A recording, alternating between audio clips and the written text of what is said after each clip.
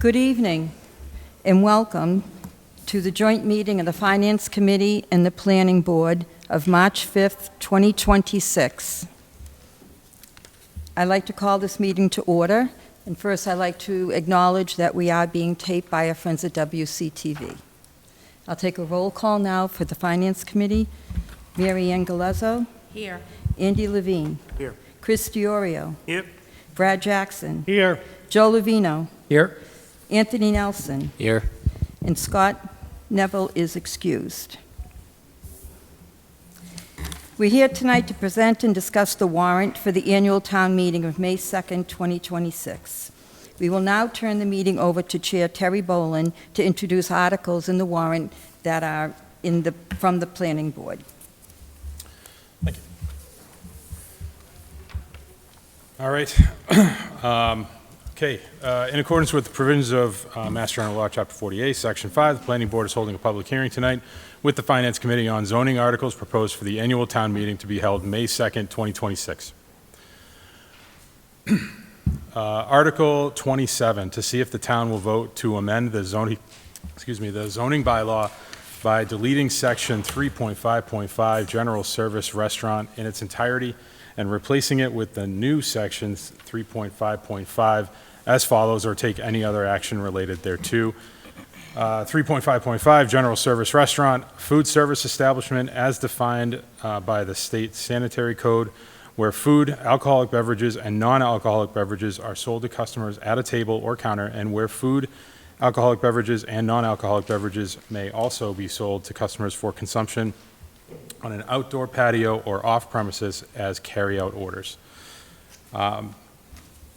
Generally, just this article removes a seating requirement from the general service restaurant definition in zoning. And turn it over to the planning director. Good evening, Valerie Gingrich, Director of Planning and Conservation. And I wanted to give a brief overview of this article. What you see in the warrant booklet is the replacement language that's proposed. So I wanted to go over what exactly is changing in that language. So restaurants are always a top use when we do surveys in town or just talking to folks. More restaurants, more variety.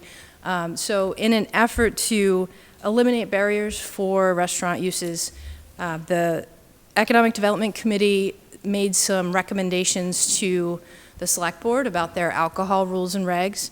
And last night, those changes were adopted by the board. So one of the changes is to lower the seating requirement that a restaurant would need to apply for an alcohol license. And currently, our zoning has a very specific definition for general service restaurant. You can see it on the screen there. It includes an indoor seating capacity of at least 100 people. And so that now conflicts with the Select Board rules and regs. So the proposal is just to strike that seating capacity requirement from the zoning so that it just lives in the rules and regs for the alcohol license. And if there are any questions on that, I'm happy to help answer. Okay, so I'll start with the planning board. Any questions, comments from the planning board? FinCom? Okay, seeing none. And public? All right, seeing nobody, we will move on. Article 28, to see if the town will vote to amend the zoning bylaw by creating a new brewery, distillery, winery use and amending Table 1 principal use regulations as follows, or to take any other action related thereto. This article creates a new use and allows the use in the Highway Industrial District. Turn it over to Valerie again. Thank you. So, as you can imagine, this use is also popular when we ask folks about uses that they would like to see in town. And we actually were approached by a small brewer who was looking at space in town for a brewery and industrial space for a brewery and a potential tap room. He was looking on Ballardvale Street. He's still looking in that area. So when we looked at the zoning, it's not great for this use. It could be categorized as general manufacturing, but it's not. It says bottling works, which is really kind of an outdated term. So it does not say brewery or distillery or winery. And it only allows those uses in the industrial districts by special permit. So again, in an effort to facilitate this use and to encourage it, we worked with the Economic Development Committee to come up with something that defines brewery, winery, distillery specifically, and that includes like a tap room type of function, and also allow that use as of right in the Highway Industrial District, which is Ballardvale Street and Fordham Road, which is where those folks are typically looking for those spaces. So we want to make sure that there was conversation at the Economic Development Committee about whether it should be expanded to other districts, and I think this was ultimately confined to highway industrial for now to make sure that that district, that use is allowed in that district where folks are actively looking, and not to say that it couldn't be expanded to other districts in the future. It just might need a little bit more conversation because those districts have residential uses abutting those districts. I did want to note that we do already have a brew pub use. This is different from that use. The brew pub use, I should have gone ahead. Brew pub use is more of a restaurant that brews beer, and that use is allowed in general business district along Main Street. And those two different, brew pub versus brewery, we get into sort of the state licensing that happens and the differences between those two things. And I don't have to get into the weeds, but a brewery brews their beer. They can sell their beer only in their tap room. They can't sell other people's beer. And whereas a brew pub license, you can sell other people's beer, but you can't distribute your own beer. There's all these technical things of the differences. So where a brew pub is more of a restaurant type of use that also brews beer, a brewery is going to be more of a industrial type of use where they're looking for loading docks and things like that and happen to have a taproom function. So this article, again, defines the brewery use, allows that use in the highway industrial district as of right, and I'm happy to answer any questions. Great. Questions from the planning board? Okay, and FinCom? No. Nobody? And the public? Okay. Moving on then.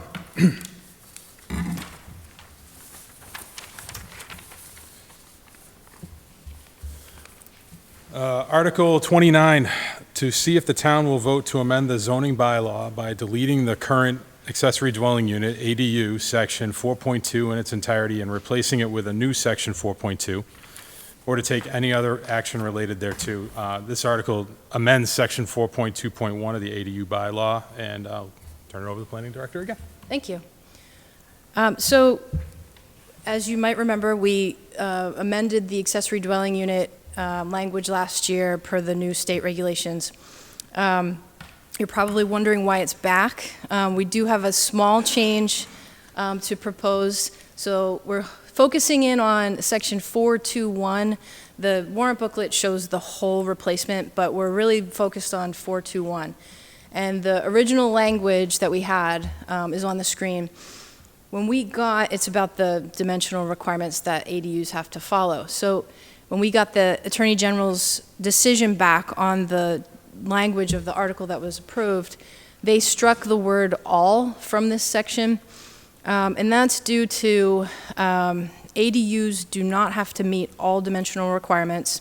An example would be if you have an undersized lot, like a lot that doesn't have as much square footage as you're supposed to have in that district, you can still do an ADU. It's not that you can't, you're disqualified.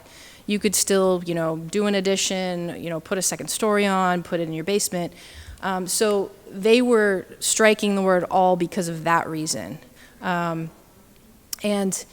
they also recommended that we clarify which dimensional requirements we're talking about.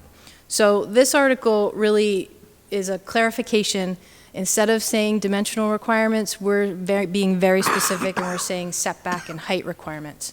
Those are the dimensional requirements that have to be met or expected to be met when you're doing an ADU. And I'm happy to answer any questions. Go to the planning board again. Everybody's good? The FinCom? Everybody's good? And public comment.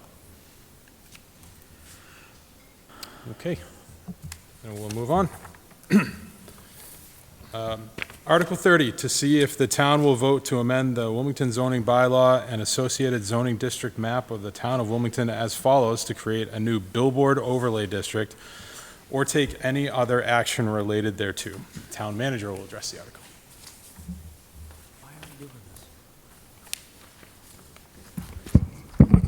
Thank you, members of the FinCom and members of the Planning Board, for having us here today.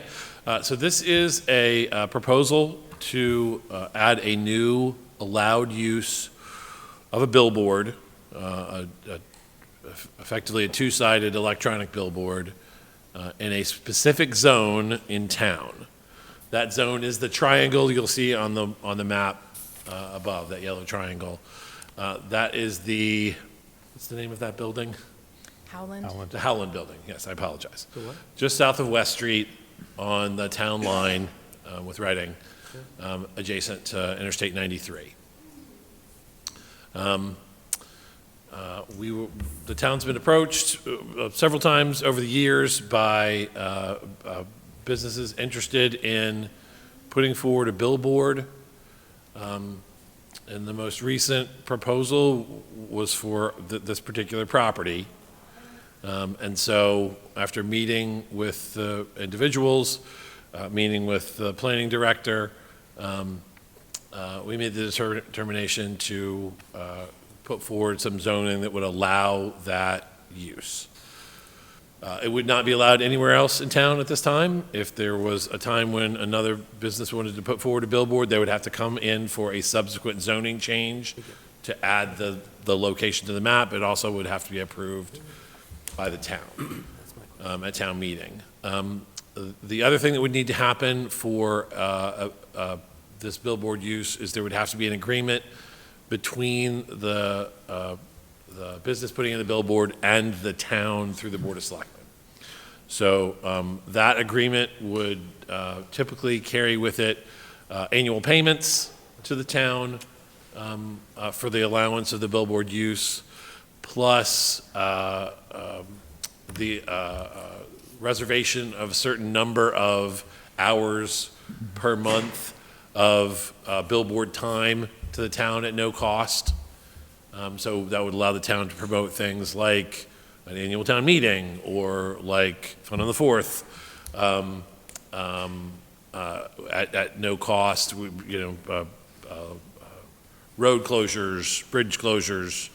We would be able to put forward our own messaging on 93 at that location. One of the reasons why we thought this made sense to try to put forward to town meeting at this time is because this location is does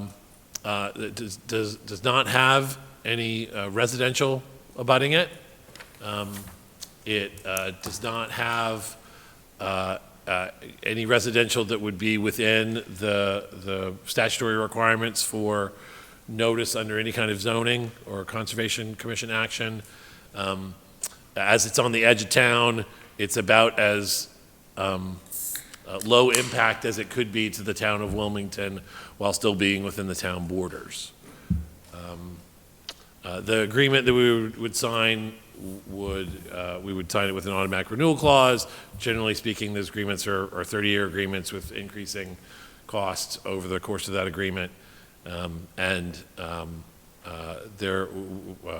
They usually include things like no allowance of profanity, no allowance of political signage, the agreement that the property owner will limit certain types of messaging voluntarily on the signs. So that's the reason for this. It's a relatively dense bylaw because we wanted to make sure that we took care of every possible hopefully, every possible issue that might come up in something like a billboard like this. This is the first time that the town has tried to do this, so we wanted to be thorough. Okay, I have a couple questions. So, 100 feet high. 100 feet high. Yes. Is the max. Nice. That feels really high for like a 14-foot tall billboard. There's a lot of airspace. That's like a really tall, like, rest stop sign. I mean, is that consistent with, what's that consistent with, I guess is the question. That's consistent with other billboard regulations that Okay. we've seen around. Val and I looked at several different billboard regulatory structures around the town. The idea is that height keeps them from having to kind of deforest the area and allows for the most visibility on both sides of the road, because it's a dual side, so it would be not just for northbound, but also, or not just for northbound, but also southbound traffic. Okay. And And I'm sorry, it's also from ground level. Ground level at that location is actually lower than the roadway. okay. So that building is actually set on a downslope from the roadway. Okay. Other question was, what do we think, like, revenue from this might actually turn out to be? So we've heard from the business owner. We've also heard from, we talked to some other folks who are in the industry. I would guess the bottom end would be $25,000 per year per side.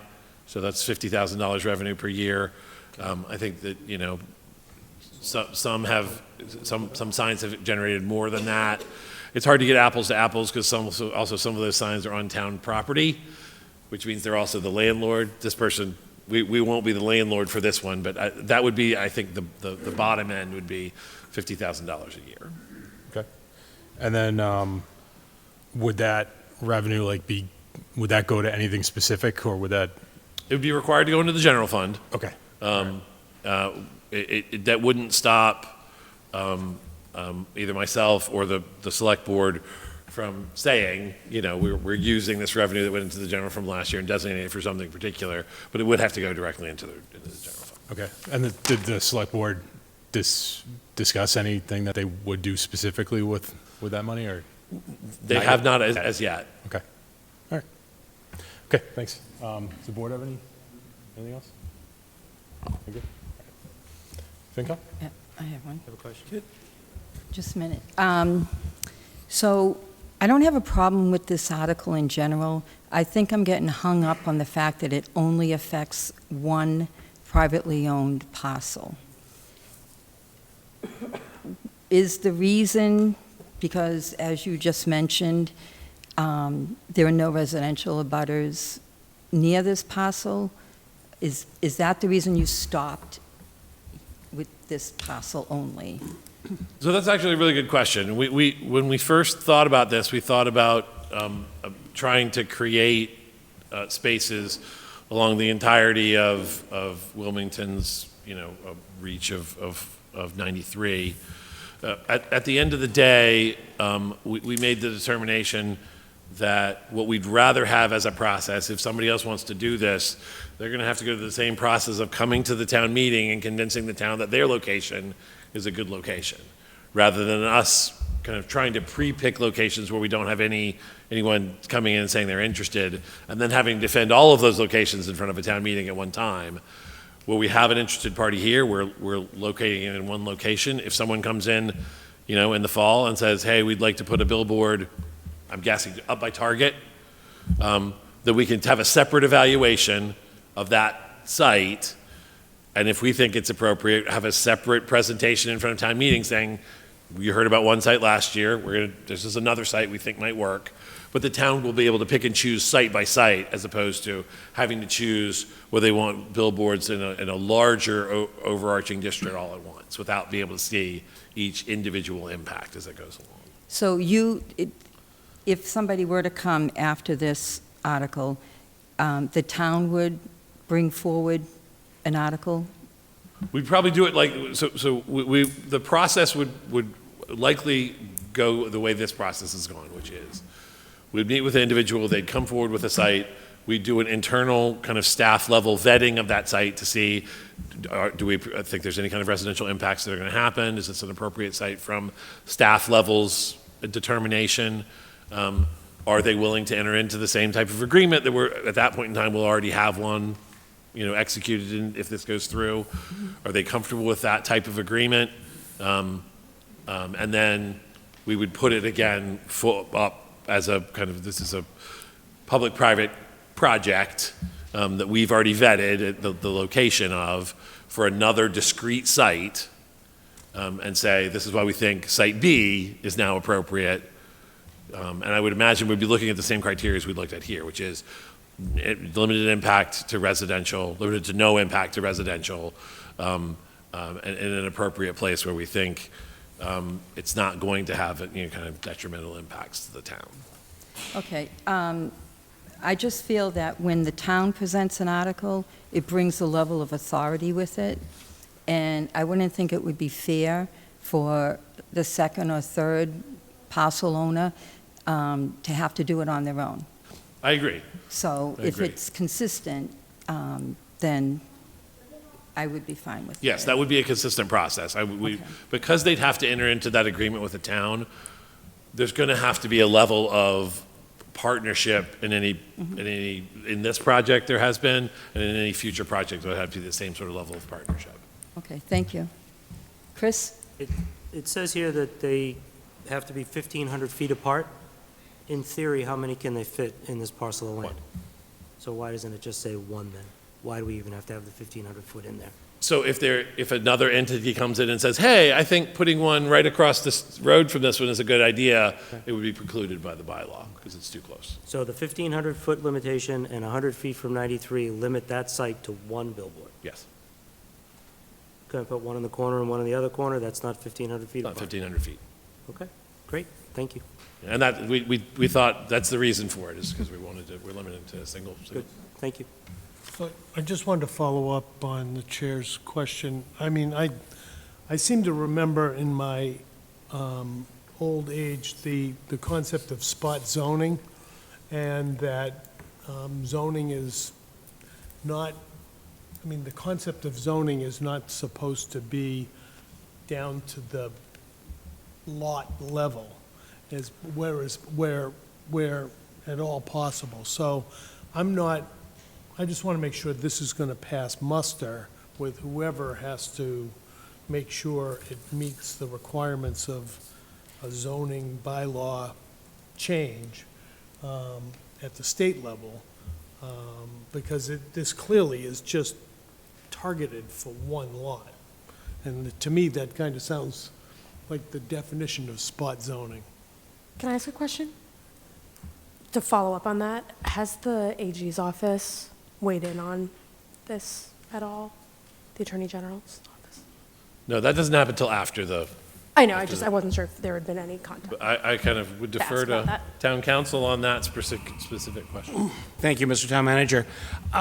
The concept of spot zoning comes up usually when you see a parcel amongst a number of other parcels that are zoned in a manner, that becomes zoned in a manner that's inconsistent with other parcels.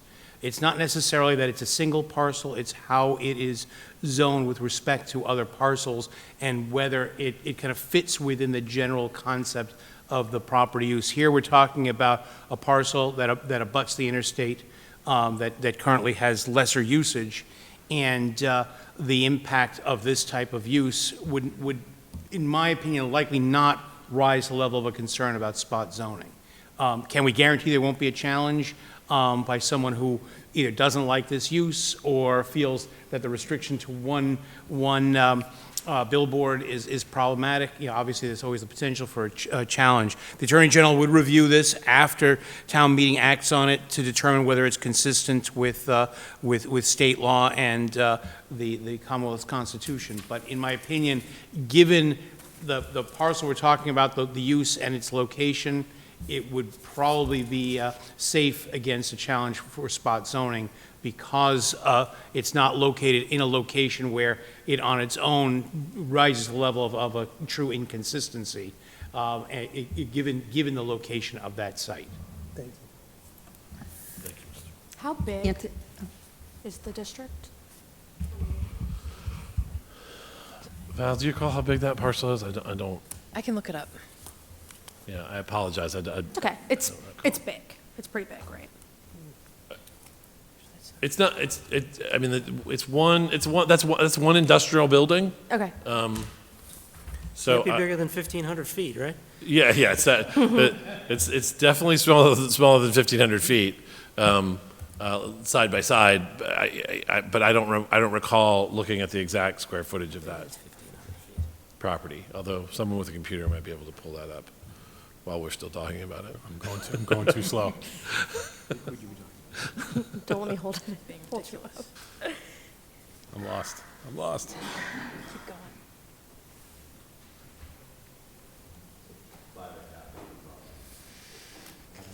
It's 5.5 acres. Okay, Thank thank you.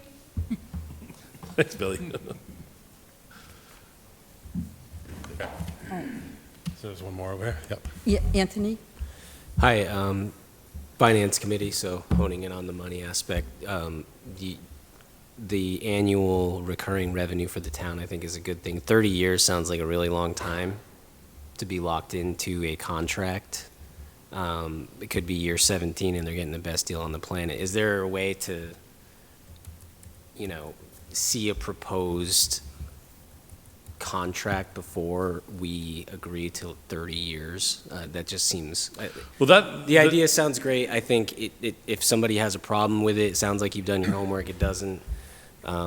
If you do have a problem with it, show up and tell us, obviously, at town meeting. But I think Finance Committee perspective, just thinking about the finances, a 30-year contract is a very long time to, Yeah, so that contract is something we negotiated with the select board. So all I can say is looking at what has been negotiated in other towns, that's generally what it is, with escalation clauses. So it's not the same dollar figure in year 1 as it is in year 10, as it is in year 20, as it is in. right, but even then, with inflation the way it is, I mean, Yeah, so I mean, I could say that the town's going to be very aggressive in negotiating Okay. the increases to try and make sure that we're keeping up with the Joneses, so to speak. And also, there's going to be clauses in there, you're requiring them to bond the removal of all the equipment, so that if for some reason they disappear, there's funds to be able to take that down, and not just be left with a derelict sign. So we're going to do our best to make sure that we protect the town and everybody from it going sideways in any fashion as part of that agreement.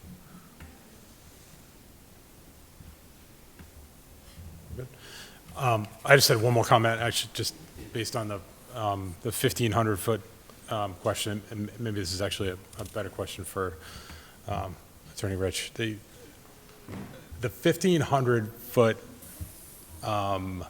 distance between two billboards, is that two billboards on two different properties, or is that, because I could see if, like, 65 there, I guess that's 65 Industrial, wanted to do the same thing, this could potentially preclude that. It would, yes. So that Run 1,500 into any feet. sort of issue with that. So there's Plain issue. So there's already a restriction on the distance between billboards at the state level. Okay. I believe that's 1,000 feet. Okay. And that's from one billboard to another. We're allowed to be more stringent than that at the local level, which is why we couldn't say, even though the state says 1,000, you can be 500. We can't do that, but we can be more restrictive. So we added on an extra 500 feet in our zoning. It's similar to, I mean, I think there are other bylaws for billboards that have been passed by towns that have already passed through the AG with that restriction on it. So we're not, this is not uncharted territory. Okay. I think it would be fair to say that a lot of what you're reading in this bylaw was drafted in a different town. And there's already, I mean, and that's, we have the benefit of knowing that the Attorney General's office has already read through that bylaw and passed it. Okay. So, yeah, this is like a setback, so we get to set our setbacks. So we can set that 1,500, and it would be a circle from that billboard. So once the billboard was located, it'd be a 1,500-foot Okay, circle all around. okay, so one person gets in, the neighbors are out of luck, is basically it. Okay. All right. Yeah. Yeah, or maybe in luck, depending on how you want to look at it. Okay, yeah, sure. Okay, good enough. We should negotiate that contract that we get 6 feet. Everybody good? Everybody good? All right, public comments. And just starting public comment, this being our first one, Rhonda, I'm not worried about you, but I'm going to put a Rhonda Holland, 3-minute limit on it, okay? 28 Glen Road. I just have one question. 137 West Street, is that not the access to the Woburn Street Inwood Apartments? Which abuts very close to this property. I know it partly in Wilmington and then goes into Woburn.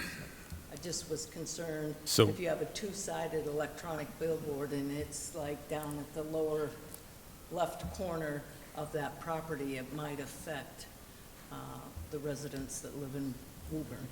I don't know if you have to notify them. It definitely is the driveway to that building. I don't know that it would have, I don't know. Maybe to maybe update the map a little bit to show the first residential building on the property, because that is a road access. Right. Thanks.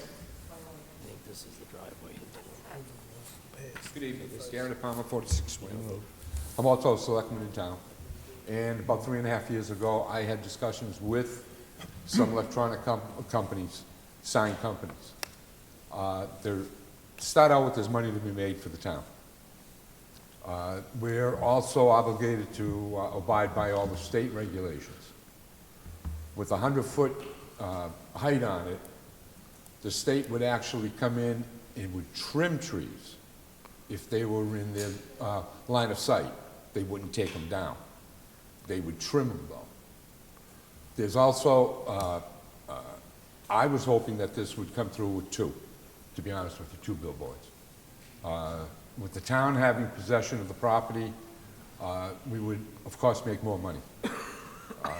These sign companies will come in and they take care of everything.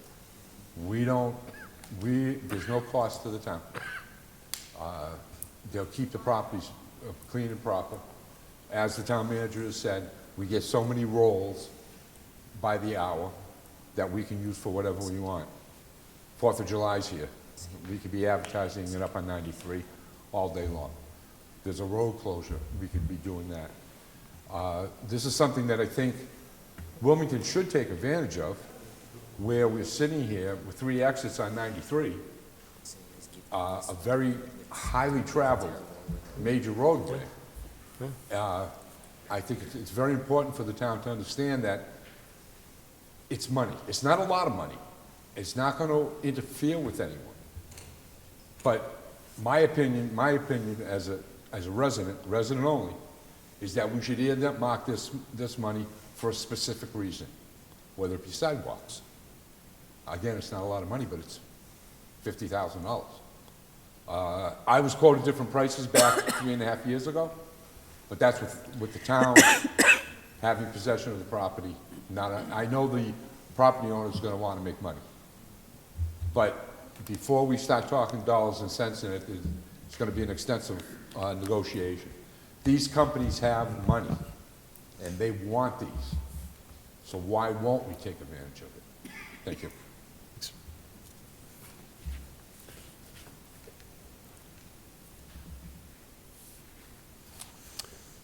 Okay, seeing nobody else, That concludes the zoning article portion of the warrant. The planning board will now reconvene in the hearing room next door to discuss recommendations for the zoning articles discussed tonight. Turn the meeting back over to the Finance Committee. Thank you, Chair.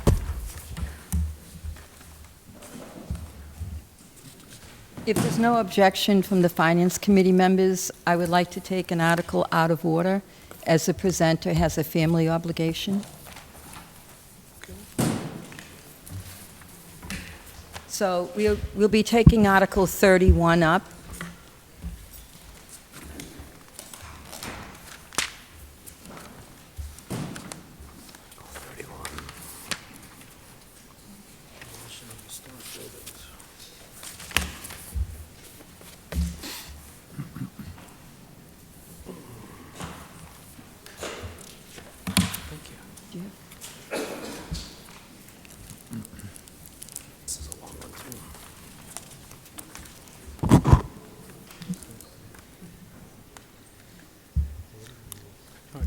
I'm sorry, go ahead. Sure, thank you. My name is Joseph Jackson. I'm a member of the Historical Commission. Last year, we presented Article 31 as well, proposing a demolition delay to add to our town's bylaws. That demolition delay that was proposed was for the same purpose as this one, but there were some defects found in that bylaw, which we sought to remedy over the past year, and then reproposed it. The purpose of a demolition delay is to afford buildings of a historical nature an opportunity to seek an alternate approach to rehabilitation or residency, so that rather than the owner seeking to demolish it to the ground and building a new building in its place, finding an owner who is willing to rehabilitate or inhabit the building as it stands. We recognize that there's a lot of different preferences for the historical nature of properties, whether they'd like to put more money into it or start fresh. This demolition delay bylaw provides an opportunity to seek alternate courses for owners who don't want to continue the rehabilitation. Just as a courtesy, I include pictures of one of these homes. When Wilmington was chartered in 1730, there were 43 households that split off from Woburn, and this is one of those houses. There's 6 houses that currently stand that were a part of Woburn, and there's 2 houses that currently stand that were a part of Reading. So those 8 houses help tell the story of some of our town founders. This was the Daniel Eames house. And from a population perspective, the Eames family has the most number of descendants compared to any of our other founding fathers.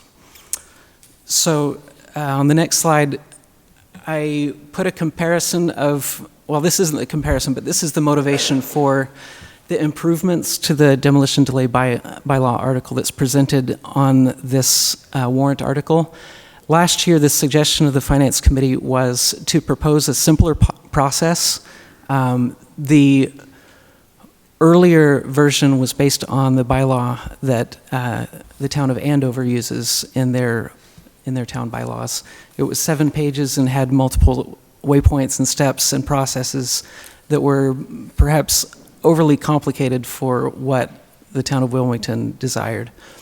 It implements a 9-month delay rather than the previously proposed 12-month delay, and during that 9-month delay, the owner and the historical commissioner intended to work together to identify a new buyer or devise a restoration or rehabilitation plan that's suitable to the owner and the historical commission together.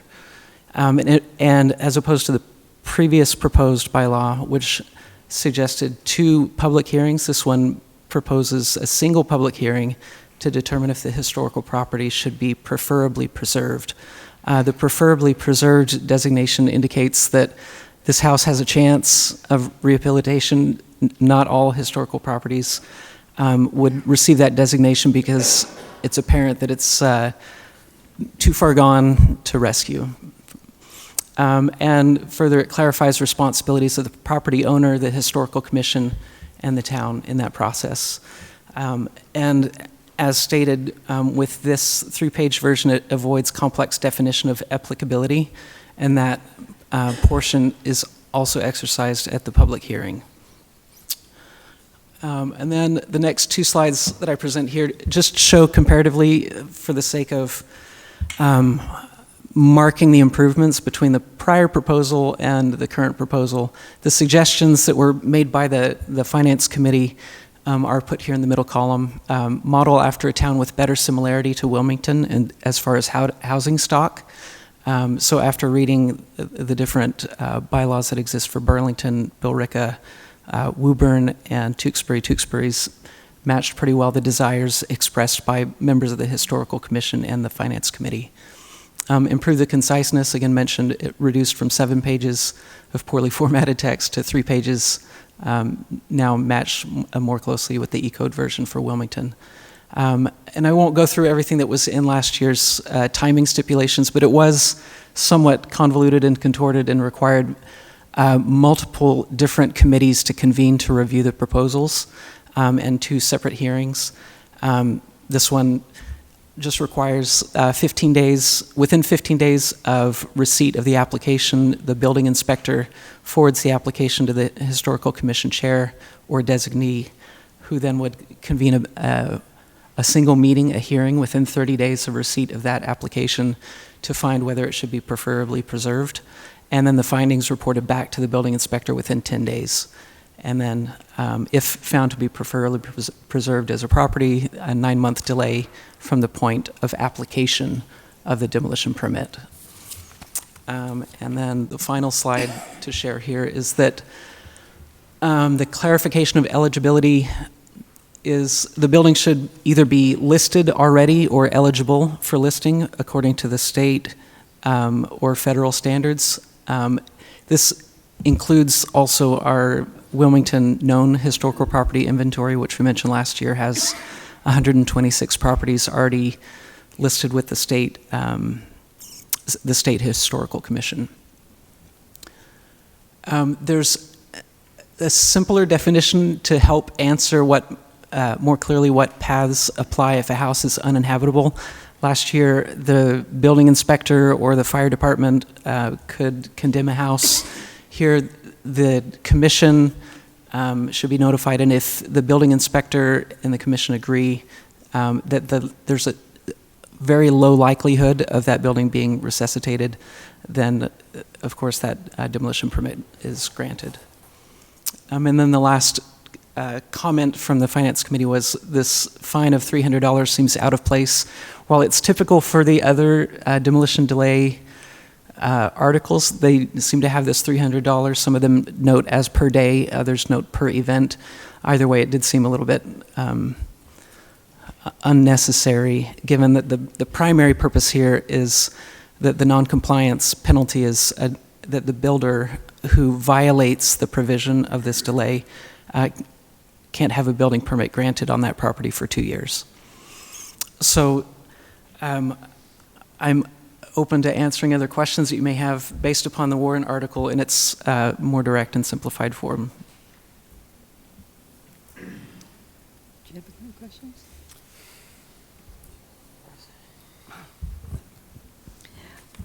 Well, I'm happy to see that you made some changes.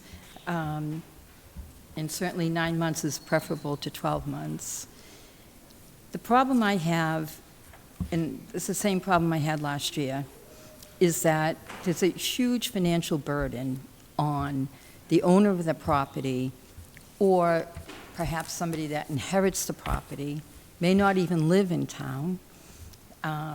Their only recourse is to go to the Board of Appeals, which would probably entail hiring counsel. They have to pay for insurance, keep utilities on, secure the home. That's a lot. It's a lot of money, and also pay taxes on it. So within the course of 9 months, somebody that has already looked at the property and determined, maybe by the market, that there's nobody interested in this. Maybe they'd try for a short while. Now they're being forced to assume significant financial responsibilities. And that is where I have a problem with this. I think it's admirable to try to keep historical homes. If they're at the point where developers are looking at it for basically the value of the dirt, then the home has already passed its potential, in my opinion. So that's where I have a difference on here. I also have, I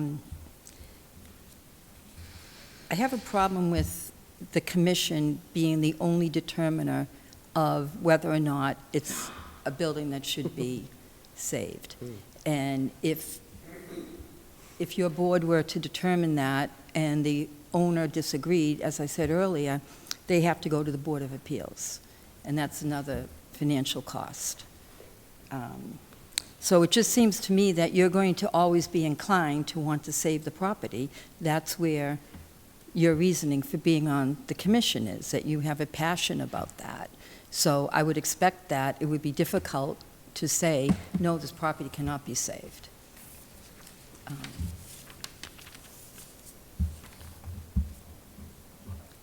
Those are my concerns right now. Andy? Can I ask a question? So we dropped from 12 months to 9 months. Why can't we do this faster? Why can't it be 3 months? Right, and because I think you're right. I agree, it is a financial burden, it's a time burden. Why can't we get that to 3 months? Is that something that's just not attainable? So one of the purposes that our neighboring towns, again, which all of our towns have a demolition delay, and we are the only town that does not have a demolition delay, the reason to not shorten it to something so fast is to be a deterrent to builders who are seeking a property that they think, oh, well, I could put 3 properties on that amount of acreage and sell new buildings instead of one older building that could be rehabilitated. Rehabilitation does cost money, and most builders find that it's more tedious to do the work of rehabilitation rather than starting from scratch. When we consider that historical buildings are a finite resource, and that if you're looking for a house lot, you know, we've had, I pulled the records for the demolitions that happened in the last 20 years, and I looked at what are the types of properties. Most of them were houses that had had a house fire or been through neglect, or were undersized for the neighborhood.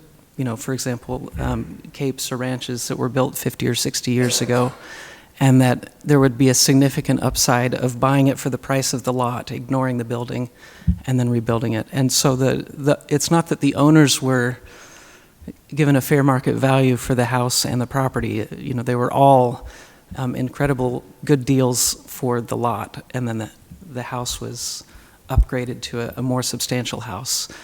This, from my perspective, is also one of the answers to answering the affordability problem that we face, to say, instead of building houses that are, you know, $1.5 million each, take some of these historic homes that are in the $700,000 or $800,000 or $900,000 range and keep them going in that range.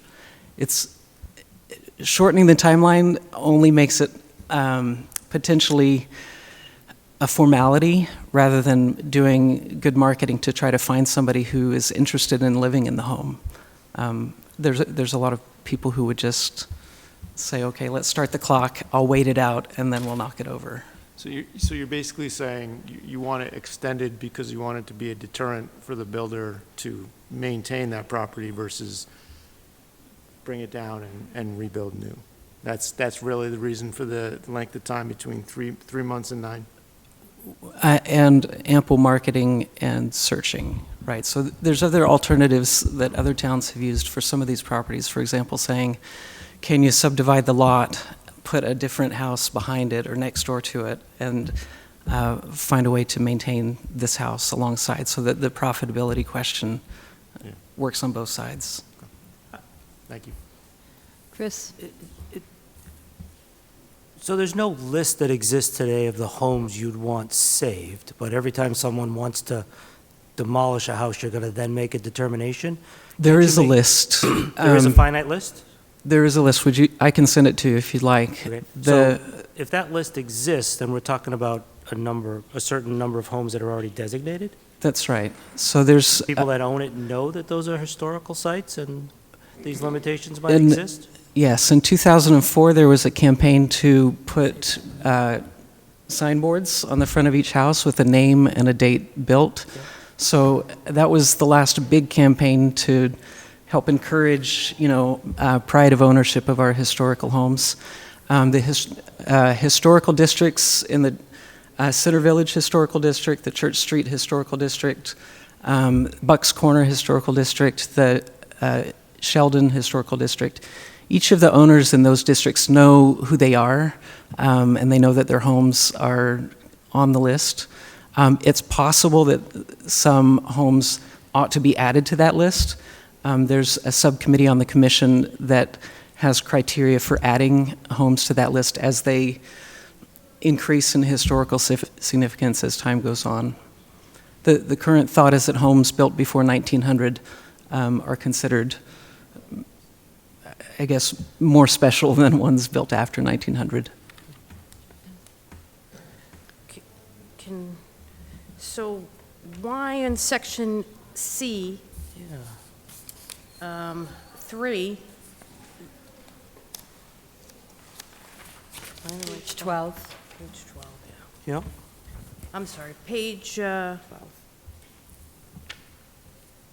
right, so it says the commission, the chairperson of the commission shall make the initial determination whether subject to the application a significant building. Exactly. And then it says in 3 and 4 that the commission determines it, and it could be architectural. So it's not already a list. That, it doesn't say anywhere in this bylaw that there's a certain amount of homes. Yeah, that's why I asked the question. 'cause That's not what this bylaw says. I read this as you can just pick and choose anyone that you want to say, no, we deem this historical, you now have to wait 9 months, and we put a burden on the homeowner. If there's a specific list, and those folks all know that, and they agree with it, hallelujah. But to put this burden on a homeowner, I have a problem with, and to leave it open-ended, because what you said is different than Exactly. how I'm interpreting what is written. That's why I asked the question. Yeah. Because this seems to me like you can just say, no, we're going to make that one historical, you can't tear it down for 9 months. Right, the architecture of that home, I really like it. I don't There- want it to go anywhere. Right, and as I mentioned, This says. there is a subcommittee on the Historical Commission that has criteria listed that it must meet, which, But that's not what this says. right, That's not what this bylaw says. the item number Subcommittee C, will have to live by the bylaw, not the bylaw living by what the subcommittee says. So Item- it's- Right? item number 5, the building is already on a list established by a vote of the Historical Commission using the criteria contained in paragraphs 1 through 4 above. It's an or, not an and. Mhm.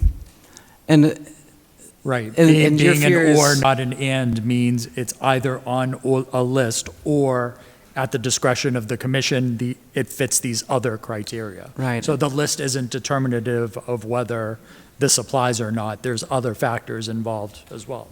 And is the concern that the list, anytime a building has an application for demolition, there would be consideration, does this building belong on the list, but it's not currently on the list? Yeah, because if this said that any building that's on this list of homes, this applies to, Mm-hmm. I think I could almost be in favor of that. I'm still concerned about 9 months of burdening a homeowner, but with this, this to me feels like it's those houses that are on the list and then anything else we decide to put on the list. Who knows what that list is going to look like tomorrow, next week, next year? Yeah, I understand what you're saying. That as time goes on, over the decades, the list is going to flex with homes that are... But this doesn't even say it's confined to the list. This says every permit that comes before the town for demolition is subject to your approval. to see if it fits the criteria that defines what a historical property But the what qualities defines of a the historical property is sort of vague here, right? Is it historical or architecturally significant? Well, who decides what's that means? We follow the guidelines on the Mass Historical Commission, Yeah. and we have a subcommittee that reviews properties according to those criteria. It feels vague to me. It is vague, and I want to pick up on the part about securing the building.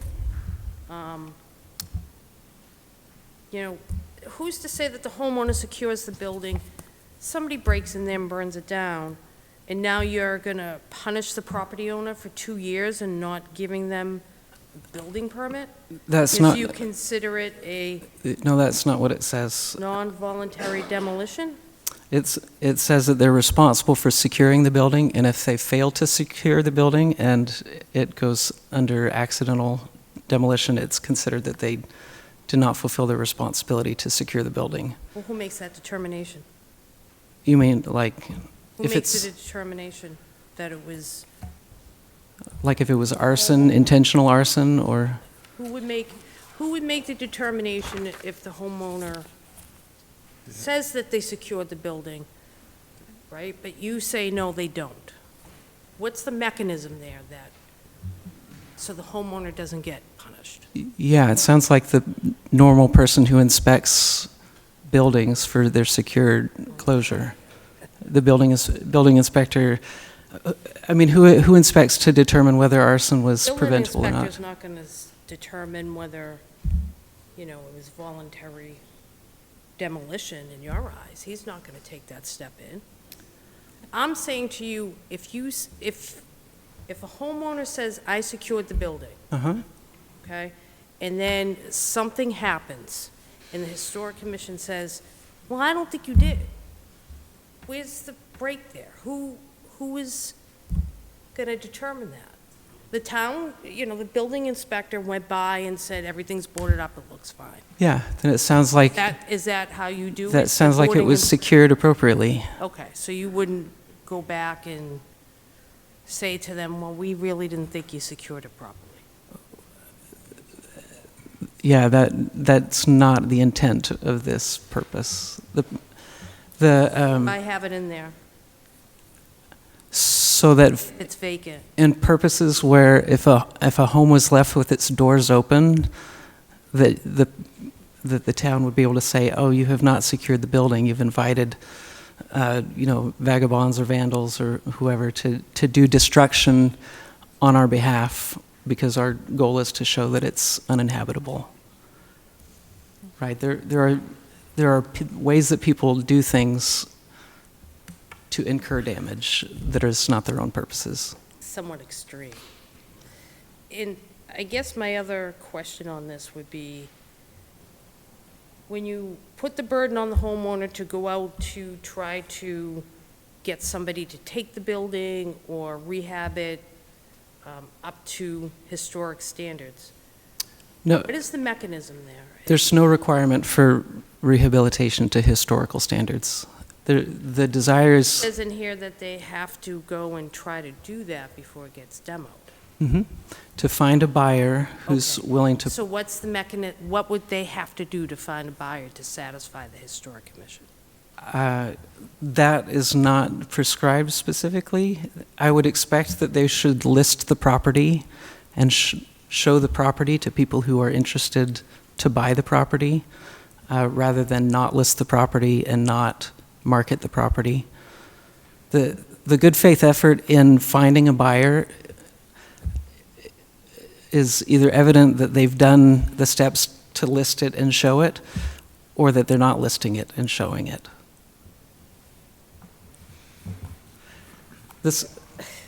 This language is common to all of our neighboring towns on what a good faith effort to find a person to purchase the property. Brad? So, and first of all, I don't think there's a person at this table who doesn't recognize that that it benefits the town of Wilmington to hold on to some of its historical, to preserve some of its history in the form of housing and things like that. And I guess I've been thinking a lot, like you showed the house that, that at the beginning of your presentation, and kind of try to make that the poster child of the purpose of this article. But I want to kind of walk through a scenario with you. Let's say 10 years ago, somebody moves into Wilmington, a young couple, and they build they move into a 1950s ranch, because that's all they can afford. And then they begin to start to have family, and no longer is that ranch suit their needs. And but they love the neighborhood, they want to stay in the neighborhood, and rather than go out and move, they want to tear down the ranch and build something, because they've moved up in their jobs, et cetera. So this 1950s ranch, which we've got a gazillion of in this town, this owner of this 1950s ranch has to go before the Historic Commission if they want to demolish the property? No. The initial step was to have the chairman of the Historical Commission or a designee do an initial vetting to see if the house is likely to be considered a historical property according to those criteria. And if it's not meeting any of those criteria, then it would be left at the building So inspector's. They could demolish it according to our current bylaws. Correct. What happens if the chairman of the Historical Commission says, wait a minute, back in 1960, the night before President-elect Kennedy gave his speech at the State House before he left for Washington, his goodbye speech to Massachusetts, before he assumed the presidency the next day, he slept in that house. And these poor homeowners didn't know anything. That certainly would probably be associated with one or more significant persons or events. That homeowner, and I'm not saying that's likely, but there are all sorts of things about the properties that some people own that they don't know. They don't know the history of their property unless they've been told it, especially people new to town. So, I mean, people obviously know their house was built in 1842 because it creaks, because the floorboards are wide, because they're constantly repairing it. But there can be circumstances where these poor homeowners, out of no fault of their own, have something blocking them. And I really struggle with the balance, and I really have to tell you, I'm struggling with this like crazy. I struggle with the balance of, yeah, I want to preserve the older homes in towns, and people who buy an older home, they kind of know what they're getting into when they buy an older home. And I do recognize the scenario that the chair brings forward about, yeah, well, there's been a passing, and now the people who are inheriting the estate just don't want to deal. They're not old home people, I get that, but I really struggle with the balance between where is a property owner's rights to do with what they please with their property within the current, within the current rules of our community, and when do we impose further rules, and is it fair? Can we, make it effective when there's a turnover? So the current property owners don't have to deal with it, but the next property owners. I just feel there's so much, there's a high potential for unfair, unintentional consequences that I just think we have to be deeply careful about that, because there is nothing more important than the right to own property in your community and the right to do with what your property, what you want within the existing rules of the community. And when we change the rules, we have to be so careful so as to not unintentionally impact people that perhaps had no idea this was going to impact them. And that's the struggle. I'm really struggling with this because I feel there is potential for people to get blindsided. You know, the people who own that red house that you put, they probably won't be blindsided by this. They may come to town meeting and say, we don't want this bylaw, but they can do that too. But they're just, I am very concerned about just consequences that we did not intend, unintended consequences.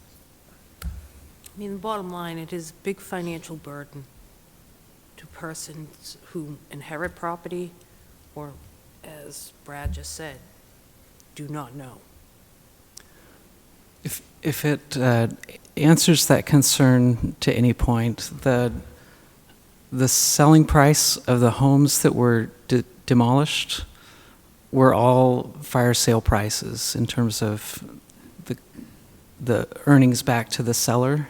Matter. What I'm saying is, They still have to carry the They property have for to a carry year. it, yeah.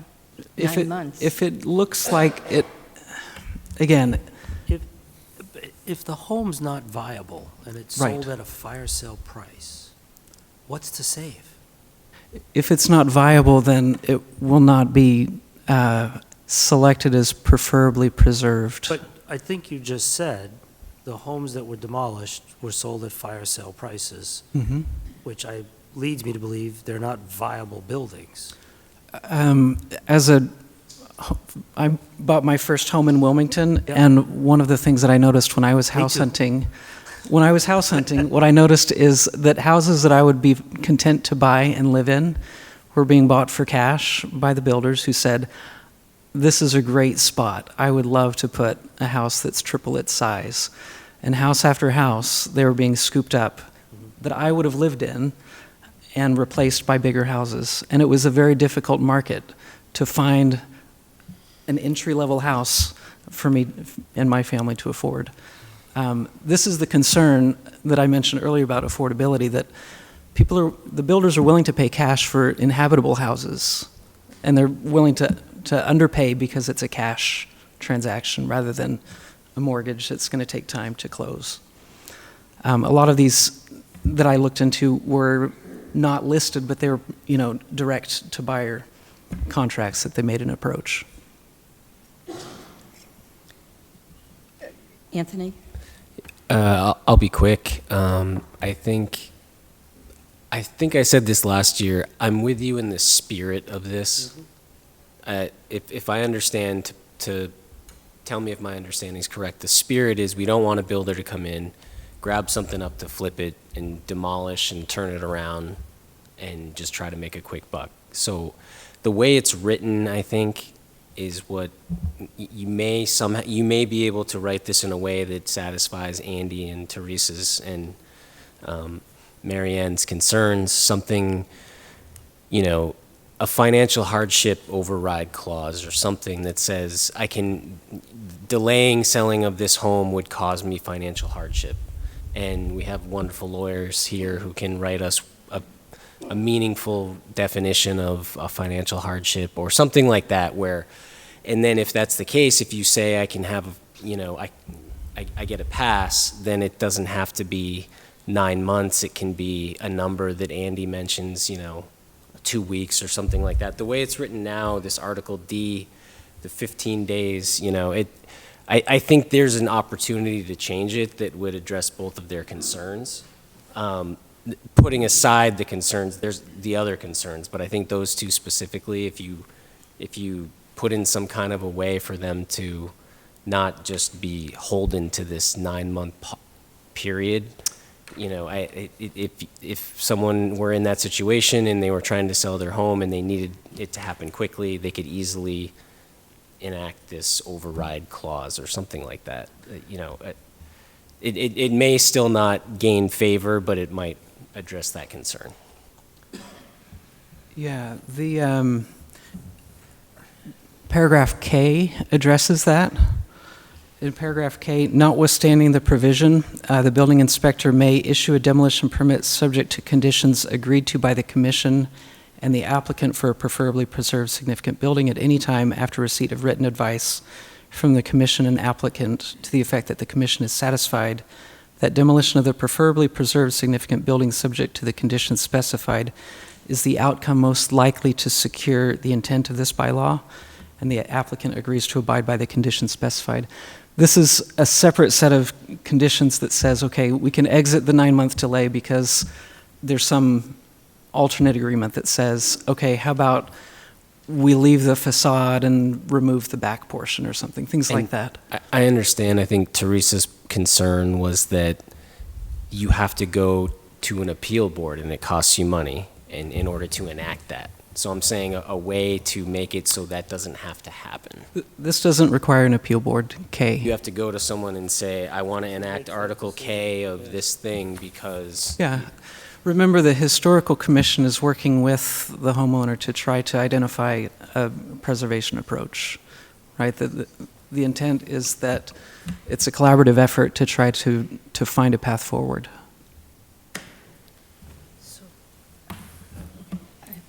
So to that point, why not identify the homes in town and approach the owners now without any bylaw? And collaborate with them going forward, Yep, that's, instead of putting a bylaw that blankets everything. and is your question, why not put a preservation restriction on the homes? That's not what I'm saying. Yeah, I can't help with that right now. Is the intent that... Just to work with the homeowner, not to put any sort of restrictions on them, but Yeah. to approach them and say, your home has historic value. Yes. What can we do to help you with it? And to ask you to not sell to somebody who wants to demolish it, or to ask you not to demolish Yeah, it? why don't you approach them The- first yeah. before you get to having them This, go through these hoops? this is not the use case that this demolition delay applies to. The people who live in these homes love their homes. They're not looking to demolish them. The use case is the people who are looking for a plot of land that's in an opportune location and are disregarding the building structure on that land. And that is where I have another problem. This seems to be to thwart development and builders from coming in and offering money for a home that is of really no value to anyone anymore. It's old and decrepit and whatever. They're not going to be able to get really good prices for any of the really pretty houses that surround the common right now because they've been maintained. My concern is the homes that haven't been maintained, the ones that are a few streets away, but they're old, and they fit into your categories here, but they're of no value any longer because they have not been maintained. The only value that they have is that they can be demolished and another house can be put up there. But my question is, how do you determine if somebody has made enough effort to find someone? So on page 13, J2, the commission may issue a demo permit, blah, blah, blah, if the commission is satisfied that for at least 270 days, 9 months, the owner has made continual, i.e. constant, bona fide and reasonable efforts to locate a purchaser to preserve, rehabilitate, and restore the subject building, and that such efforts have been successful. So how do you determine that somebody who really just wants out of this has made enough effort? I can put it on Craigslist, I can put it on Zillow. I may even call a realtor and see if they can get anybody in there. But after 9 months, you could still say you haven't made enough effort. That would require the commission to agree together that not enough effort was made. So we are putting some trust in the decision-making skills of a committee of people that says, is this a reasonable effort, or was there a lack of reasonable effort? So yes, there is an expectation that our community members are reasonable and rational here. Thank you. Again, this is not an extraordinary bylaw from the standards of Eastern Massachusetts. We're in the minority of towns that does not have a demolition delay. And this one is one of the most permissive to the sake of the homeowner. I understand your concern that paragraph number 3 is an or statement and flexible to adding homes to the inventory when a demolition permit is applied for. If removing that provision in paragraph 3 makes it so that only homes that are currently listed on the state inventory, the federal inventory, or the town inventory as they exist at the time of the demolition permit application, then it makes it less, flexible to say, oh, this could now be applied to anything. Oh, we didn't know about that one. We're going to come up with some story that applies to that. Again, that is not anybody's intent here to just say we don't want demolishment No, to occur. we're not trying to infer that there's any wrongdoing on behalf of the committee. We're just looking at it from the viewpoint of the homeowner. There's several situations that a homeowner can be in. You could have inherited the house, it's been vacant because the owners were sick and were not living at home for a long time. You live out of state, and all of a sudden you have to deal with Wilmington's demolition delay. Mhm. So how do you do that? You may have to hire an attorney to do that for you, and to make sure that you're covered so that you can get out from under this. There's just so many opportunities for this to create unfair burden on an average person. And I agree that the folks that live in these beautiful homes, either in Wilmington or in any town, want to keep and preserve those homes. And you won't have any problem with them, and they probably wouldn't have a problem with this. But this also applies to homes that are not beautiful homes.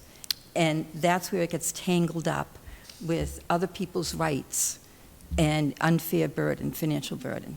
Is the concern that every building would be considered preferably preserved, and that there would be no buildings that make it through that open hearing and are considered not preferably preserved? No, my concern would be a home might, on paper, look like it should be in this. It may be 100 years old, but it's no way, shape, or form would have found its way on an historic register. Right. Maybe it's been renovated many times and has lost its historical value. Who knows? Anything can happen. But this is very broad-reaching. I don't have to worry. My house is only 50 years old. But in 50 years' time, I would have to go and get a demo permit if I wanted to remove that home. And it's not historical.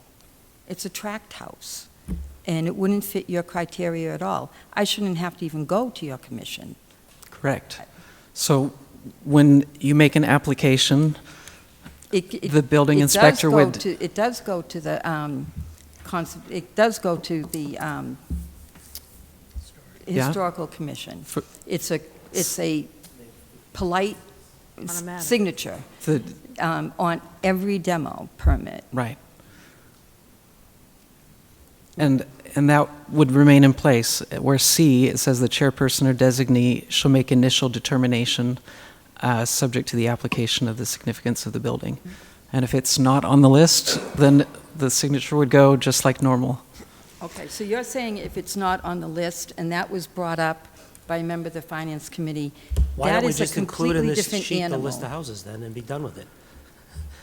I'm sorry? Instead of having 17 pages and 37 articles, why don't you just give us a list of the houses in town that fall under this bylaw that you want to put in place and say, these homes can't get a demo permit, and this is the criteria for that. That way, it's not any house, it could become any house 10 years from now, 50 years from now, whatever that might be. If there is already a finite list, why not publish that list and work with those homeowners directly? The same problem that you described earlier could exist, that over the course of 10 years that the owner had a leak in the roof and it rotted all of the members of the house, and so it should not be preferably preserved, but it should be designated as authorized for a But demolition what I'm saying, permit. I think, and I don't know, maybe I have the wrong number in my head, but I thought you said 217 homes in town? There's 128. 128, sorry, so wrong. So there's 128 houses that this applies to, and Mhm. only 128 as of today. Mm-hmm. So why not list those 128 houses and say, these 128 can't be demoed unless this criteria is met? And Why then put the burden on what could potentially be any home in town? would the expectation that to expand the list would require a vote of town meeting to add a new house to that list? Well, again, right, so the idea is that there is a list that's being maintained by the Historical Commission by a vote of the commission, and that to add or remove buildings from that list happens by process, and that for each house that due diligence is being considered, does this look like it could be saved, or does it not look like it could be saved? And if it looks like it couldn't be saved, it would be passed on with the signature. Joe? Just real briefly. So I'm recalling my comments from a year ago, and my concerns are still here. So I appreciate you going from 12 months to 9 months. It wasn't 12 months a year ago, and it's not 9 months now. You have 9 months to cure the issue for the commission, but I don't even really know I have a problem until at least 40 days in, because it's going to take me 30 days to get a hearing, another 10 days for the inspector to be informed. Now I know I have a real problem. I'm not going to get the demo permit. Now I start my due diligence, and that's when the real clock starts ticking. So that's number one. Number two, real briefly, for me, the test here was just based on, can a buyer be blindsided here? And I think the answer is yes, because there's the list, and then there's all these other criteria. So something could land me to not get this demo permit. Two, does the commission have way too much authority, and is it way too subjective? And I think that existed last year, and it definitely exists now. I don't know what the rules are. The whole point of the bylaws is I know the rules. I know what's in scope, I know what's out of scope. If I show up in front of your commission, I have no idea what's going to happen. And three, looking at this subjectively, it was the burden for the homeowner, the buyer, cured? And I think the answer is no. So I think you know where I'm leaning on this. I think it's just a really poorly written bylaw. I'll be honest with you, it's too broad in scope. It needs to be narrowed down. The intent is right. I'm with you. It's just, this could go in a million different directions, and you just don't know. You don't know what the rules are, even having a bylaw in place. That's the problem. Respectfully, the timeline states 9 months from the date of application for demolition, so it's not 10 plus 30 plus anything. It's just 10 plus 9 months, or within whenever the demolition permit was applied for. So the concern of not knowing what to do is it's important for the owner to say, if I want to demolish this house, I need to first answer the question, is there anybody else who likes this house well enough to live in it, to buy it, to find agreeable terms that satisfy me as a seller? I get it. The 270 days starts at the receipt of the application. You're absolutely correct. Right. But once that application is received, something needs to happen with that application. It needs to be reviewed, then it needs to be denied. You have 15 days to do that. Then you have another 15 days, because there's a 30-day window to get a hearing. So from day number 1 to day number 30, I am still in this limbo. I don't know what's happening. I know I don't have the permit. I know I have to go to a hearing. Maybe I get the demolition permit, maybe I don't. Then there's another step where another 10 to 15 days goes by, where we're just going through this procedural process, where at that point, I have to prove to the commission that for at least 270 days, I've made this effort to find another purchaser, restore, rehabilitate, do all of these things. I can't possibly do that until I'm at least a month and a half down the road where I've gone through this administrative process. So I don't think we can confidently say to the townspeople, don't worry, guys, it's only 9 months. It's not 9 months. There's a process that happens before the clock even really starts ticking for the homeowner. It's in your bylaw, proposed bylaw. Yeah, I don't think that's correct. Teresa? I can read. It is correct. I can read it to you. It's correct. I do get the sense we're beating a dead horse, but at the same time, does this proposed bylaw apply to buildings that are owned by the town of Wilmington?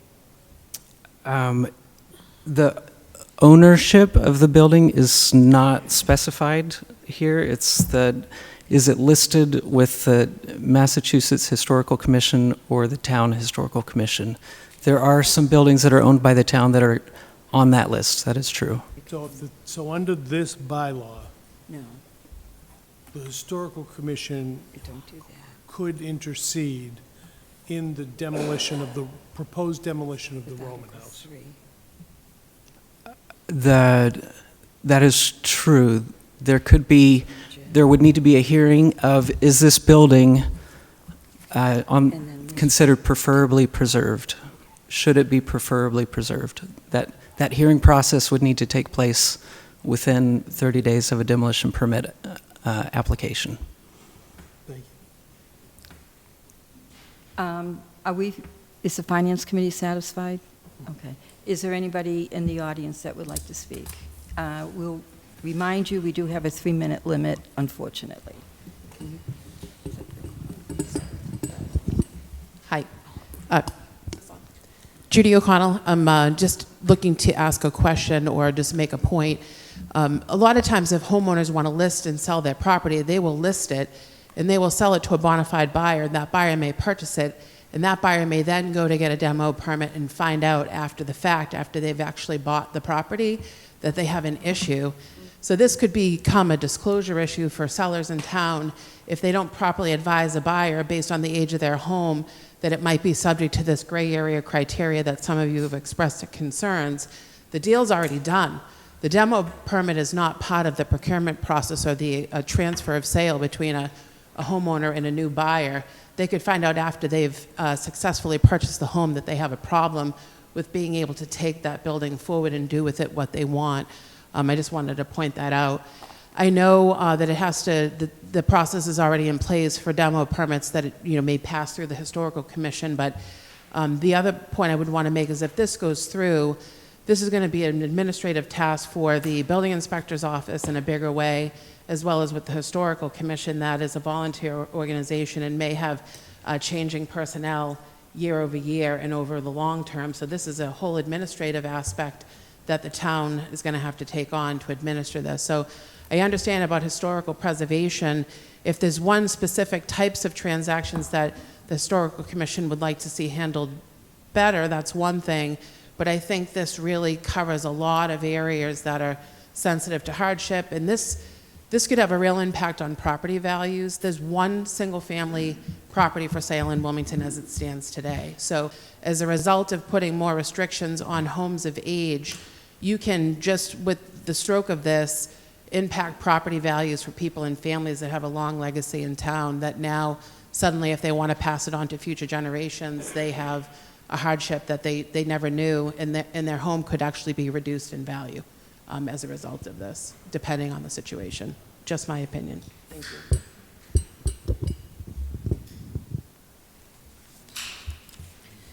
Anybody else?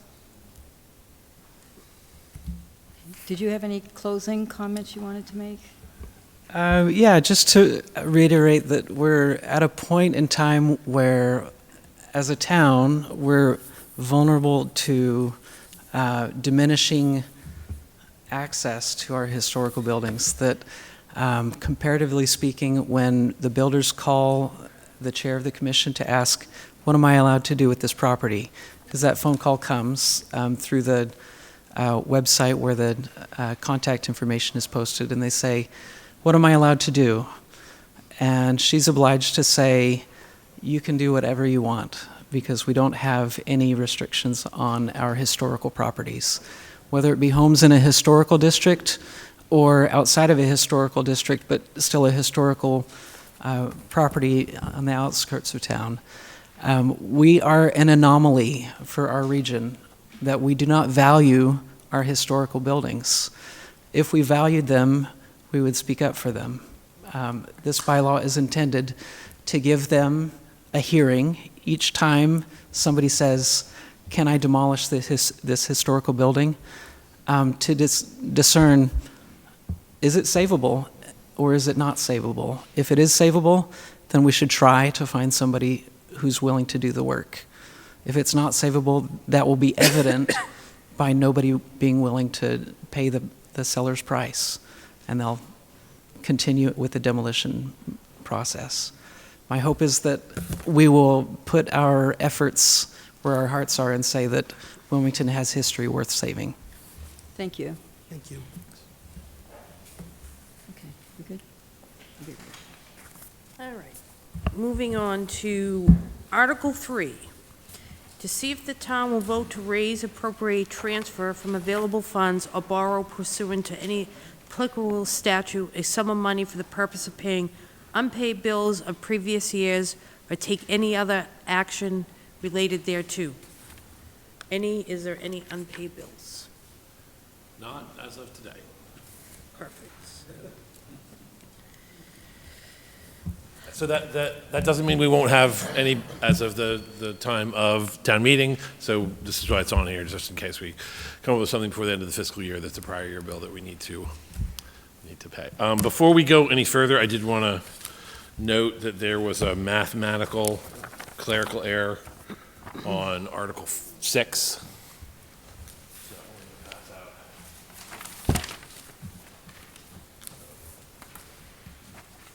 The sum from the tax levy should have been 4889 instead of 4859.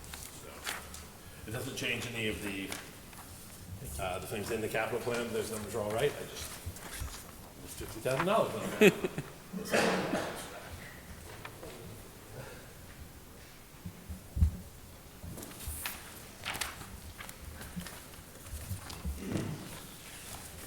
Okay. Article 4, to see if the town will vote to authorize the treasurer collector with the approval of the select board to enter into agreement under the provisions of Chapter 44, Section 53F of the Massachusetts General Laws with one or more banks doing business in the Commonwealth of Massachusetts during fiscal year 2027 for a term not to exceed 3 years, which will permit the town of Wilmington to maintain funds on deposit with such institutions in return for said institutions providing banking services or take any other action related thereto. So this is the one that's on the warrant every year. This allows the treasurer to enter into banking relationships with chartered banks. Any questions? No questions? Good. Article 5, to see how much money the town will appropriate for the expenses of the town and the salaries of several town officers and departments, and determine how the same shall be raised, whether by taxation, transfer from available funds, or otherwise, or take any other action related thereto. That is, Article 5 is the budget. That is the budget. So I wanted to speak about a couple of things with regards to this article. Specifically, the changes, and they were mentioned to the FinCom during the last meeting, but I wanted to make sure that we kind of talked about it as a whole. So the changes that were made from the original presentation of the budget were, number one, we saw the reduction from the Shawshene Tech assessment that netted a change of slightly more than $900,000 in the town's favor. So that's been adjusted in the budget. Number two, we talked about the overestimation of the liability insurance. So that also created, as in Monopoly said, a bank error in your favor. So that added some extra funds into the budget. We also made the determination that we were not going to fund the school department with any free cash. So we reduced the amount of free cash that was in the budget for that transaction by approximately $300,000. No, exactly $300,000. And then we accelerated the Wildwood School demolition. That was originally scheduled, I believe, for FY29. We accelerated that to FY27. And we added in slightly more than $400,000. That was originally intended to be fully funded by free cash. We don't need to fully fund it by free cash because of some of the savings from Shawshene Tech and the insurance, so we're funding it with slightly more than $400,000 in free cash. And the rest is coming from the levy. So for those keeping track at home, we are funding slightly more than $1 million in free cash, as you can see. We'll talk about that in Article 6. So it's $1,017,420 in free cash is funding our capital plan, and another $4 million in free cash is going to our capital stabilization fund. Those are the two items that we're spending free cash on this year. Remainder of the budget is coming from the levy and local receipts. I just have a note here, so I don't have the thing in front of me to look it up, but did we remove a police car that was in the budget originally as well? Yes, there was, originally there was a $385,000 request for police cruisers. If you'll see in the sheet that you have in front of you, that's $335,000 for police cruisers because one of the cruisers that was destined for replacement was involved in an accident, so is being replaced by insurance. Any questions from the audience regarding the budget? Although you won't have it in front of you, so. All right, seeing none, we'll move on to Article 6, to see if the town will vote to transfer from free cash the sum of $1,017,420 and raise and appropriate the sum of $4,889,029 as designated for the following purposes. So as you can see, this is where the error is. In the original one that we sent out to you, we did have the 8, it should be 4889. But again, all the numbers that are in there are correct, so Yes. the individual items are the accurate items. Note, this does include a couple of specific items I want to point out to everyone. Number one, it includes, as I mentioned, the Wildwood School demolition and abatement that's being funded by the tax levy and free cash, estimated at $1.84 million. Again, that was pulled up from FY29 to FY27. It includes, and that you'll see in a later article, was as a result of a request, a vote by the school committee to declare that building surplus and a request to transfer it to the select board. So that's what gives us the authority to put forward that demolition. The second one I want to point out, again, the Finance Committee has gone over all of these ad nauseum and during the individual department head meetings, but this does include the Roman House demolition and abatement.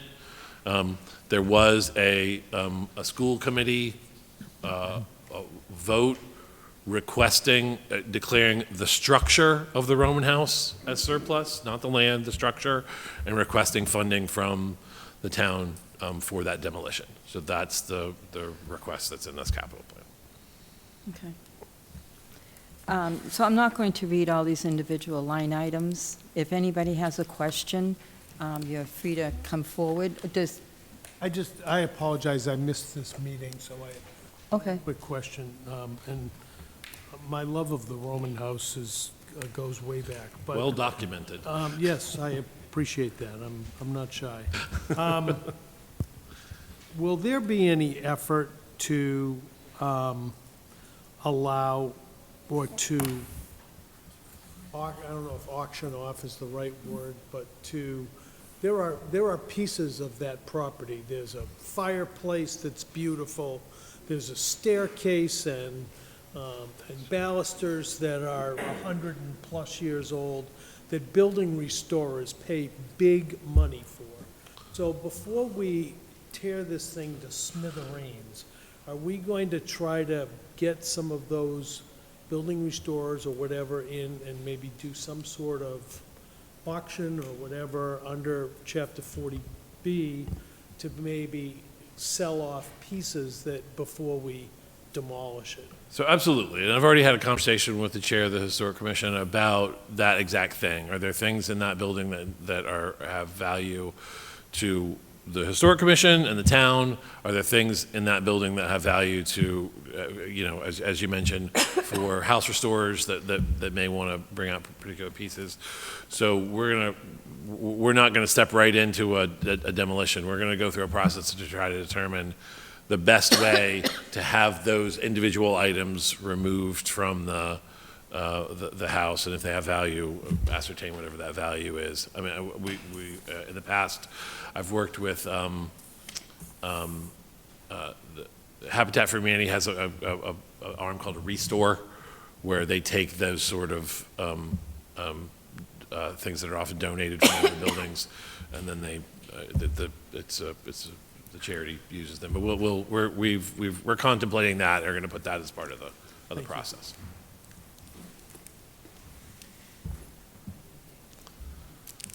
Any other questions from the Finance Committee? Is there anybody in the audience that would like to address any of these issues?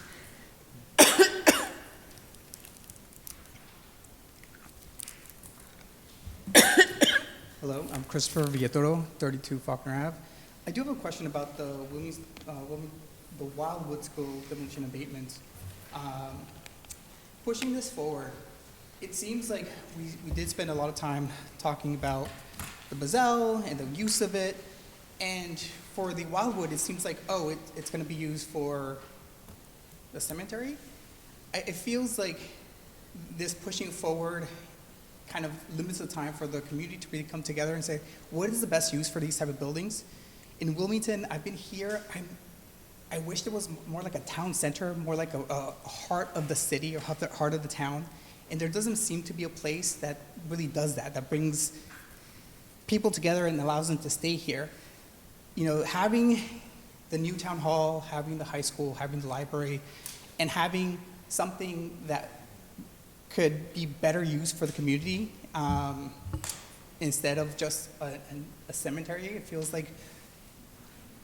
like rushing it to be demolished kind of curtails that conversation. It doesn't, because I don't think there's been many places for that conversation to even happen. It just seems like it's a foregone conclusion.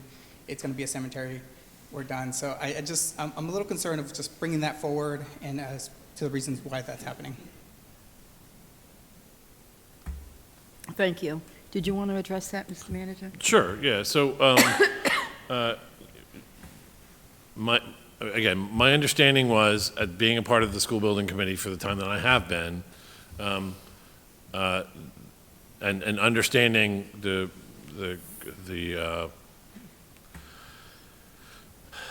situation that exists at the Wildwood right now, I don't believe there's ever was a contemplated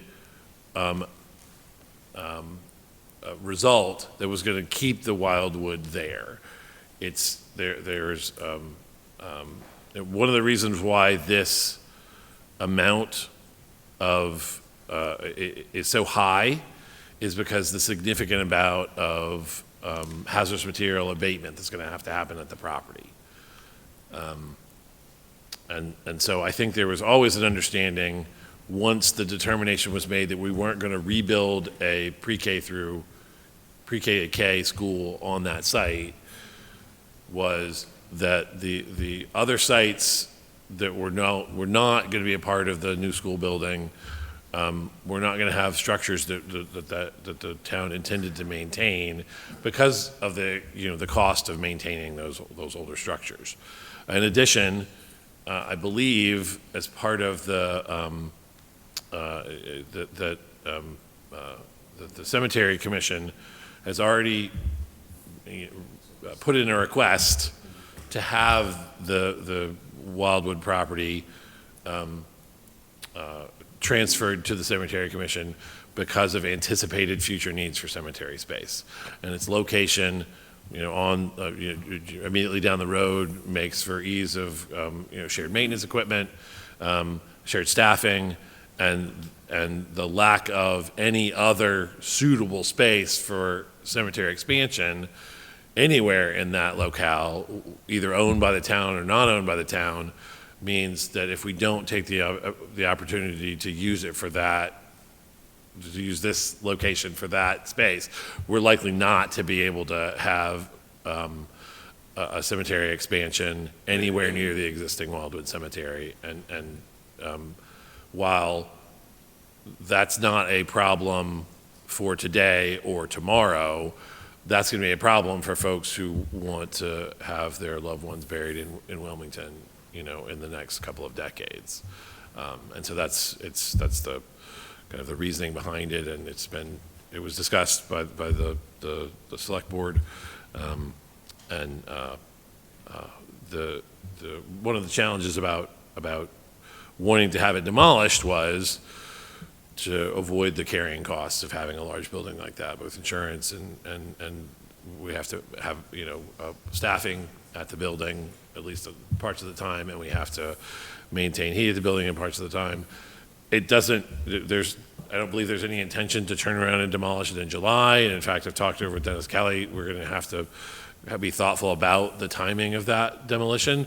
But this sets it in place so that when we're ready to do it, we're able to move forward, and we could even do some of the abatement if it's possible. We could start the abatement as soon as possible while still using it for storage. Did you have another comment? Yeah, just a follow-up, and just to clarify, I'm not saying about, we should keep the building. I think the building has its problems and it should be demolished. I am saying the use of the building. And already it seems like that's already been determined without much of an input from the community about, why. So I feel like rushing this forward, I understand that there is some cost, but considering that the demolition cost is almost $2 million, which is, it seems like, again, I think that would be a great space for a rec center. I think that would be a great space for a pool, a public pool for people. I think there's so many additional uses, and because there isn't a lot of space, and considering that this could be that social, that civic, that whatever you want to call it, center for the town, I think that's rushing to get this demolished without really having input of the town's better uses for it, other than a cemetery, which I know will be needed in the future, but I think there's needs now that could be better, that this could better satisfy. So I understand that it's not, just to clarify, I understand that we don't want to keep a building that we just want, that's falling apart and that we cannot use. But that rushing to demolish it just feels like, again, like without that input in the community, without that talk about what better uses for a space that is very close to what I would say the heart of the town, it just doesn't feel right. Anybody else? Okay. So moving on to Article 7. To see if the town will vote to appropriate from the PEG Access and Cable-Related Special Revenue Fund a sum of money to be expended under the direction of the Select Board for PEG access services pursuant to the provisions of MGL Chapter 44, Section 53F 3/4, or take any other action related thereto. The amount? So this is $500,000. This is an article that comes in every year. This is how we take the funds that we get from Comcast and Xfinity for their cable services in town and transfer them to WCTV for cable access pursuant to the agreement that we have with WCTV. Thank you. Any comments? Any comments in the audience? I'm the director of WCTV. I just wanted to provide one clarification. I know the sum that's given is $500,000. Could you identify yourself, Oh, please? Sam Perkins, sorry, the Thank director of WCTV. I just want to clarify something because there is a warrant item later involving WCTV that, although the sum given is $500,000, the amount that's come in from Comcast and Verizon, which is signed over to us, hasn't been $500,000 for almost a decade now. So it was about $440 this past year. And it's Okay. been going down between 8 and 10% quarterly for some time now. So it is a significant drop. This next year, we'll probably be lucky if it's 430 overall. And so it's been declining for more than a decade, year over year over year. And it's at the point now where each quarterly check is going down a pretty significant amount. So I just wanted to provide that clarification that although 500,000 is the number that's given, it has not been 500,000 for almost a decade. Okay, thank you. Anybody else? Okay, moving on to Article 8. To see if the town will vote to raise and appropriate, transfer from available funds, or borrow pursuant to any applicable statute a sum of money for the funding of a 4th of July celebration, or take any other action related thereto. So this is $50,000. It has been level funded for several years now at $50,000. These funds are used to offset town costs associated with Fun on the 4th. DPW, public buildings, police and fire, typically. Or How the- does that work? You said it offsets the costs? Yes, DPW, police and fire, and public buildings overtime, rather than coming out of their individual overtime lines for this, the first payment comes out of the $50,000. Okay. It is not, it does not cover the entirety of Fun on the 4th, but the first payments for all those departments' overtime costs for that event come from that $50,000. And then future payments that exceed the $50,000 will come out of the direct Come out of the department's individual line line. items? Yes. Okay. Any questions from the Finance Committee? Anybody in the audience? Okay, moving on to Article 9. To see if the town will vote to raise and appropriate, transfer from available funds, or borrow pursuant to any applicable statute a sum of money for the observance of Memorial Day and Veterans Day, or take any other action related thereto. This is $13,000. And as stated, it's used for the Memorial Day and Veterans Day Okay. celebrations. Any questions from the audience? Seeing none, we'll move on to Article 10.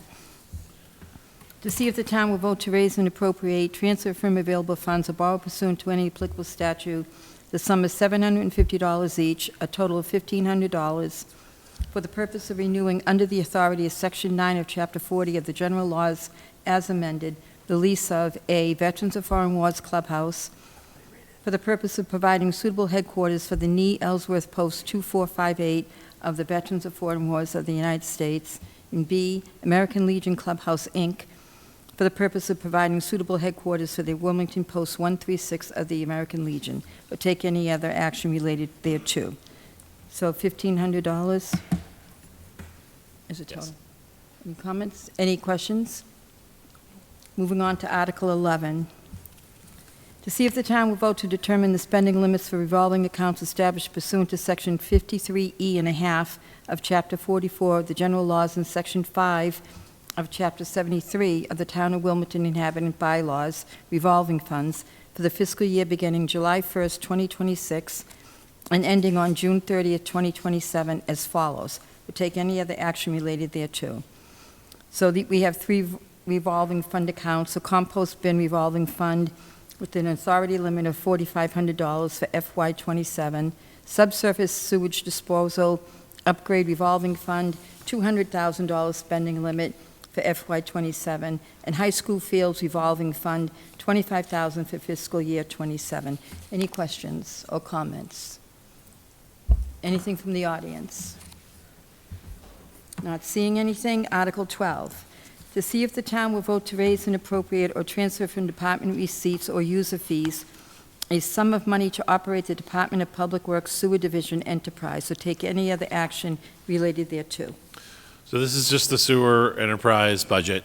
I believe it's $4,092,793. And so as an enterprise fund there, Okay. they operate separately from the general fund. Any questions, comments? Anybody in the audience? Moving along to Article 13.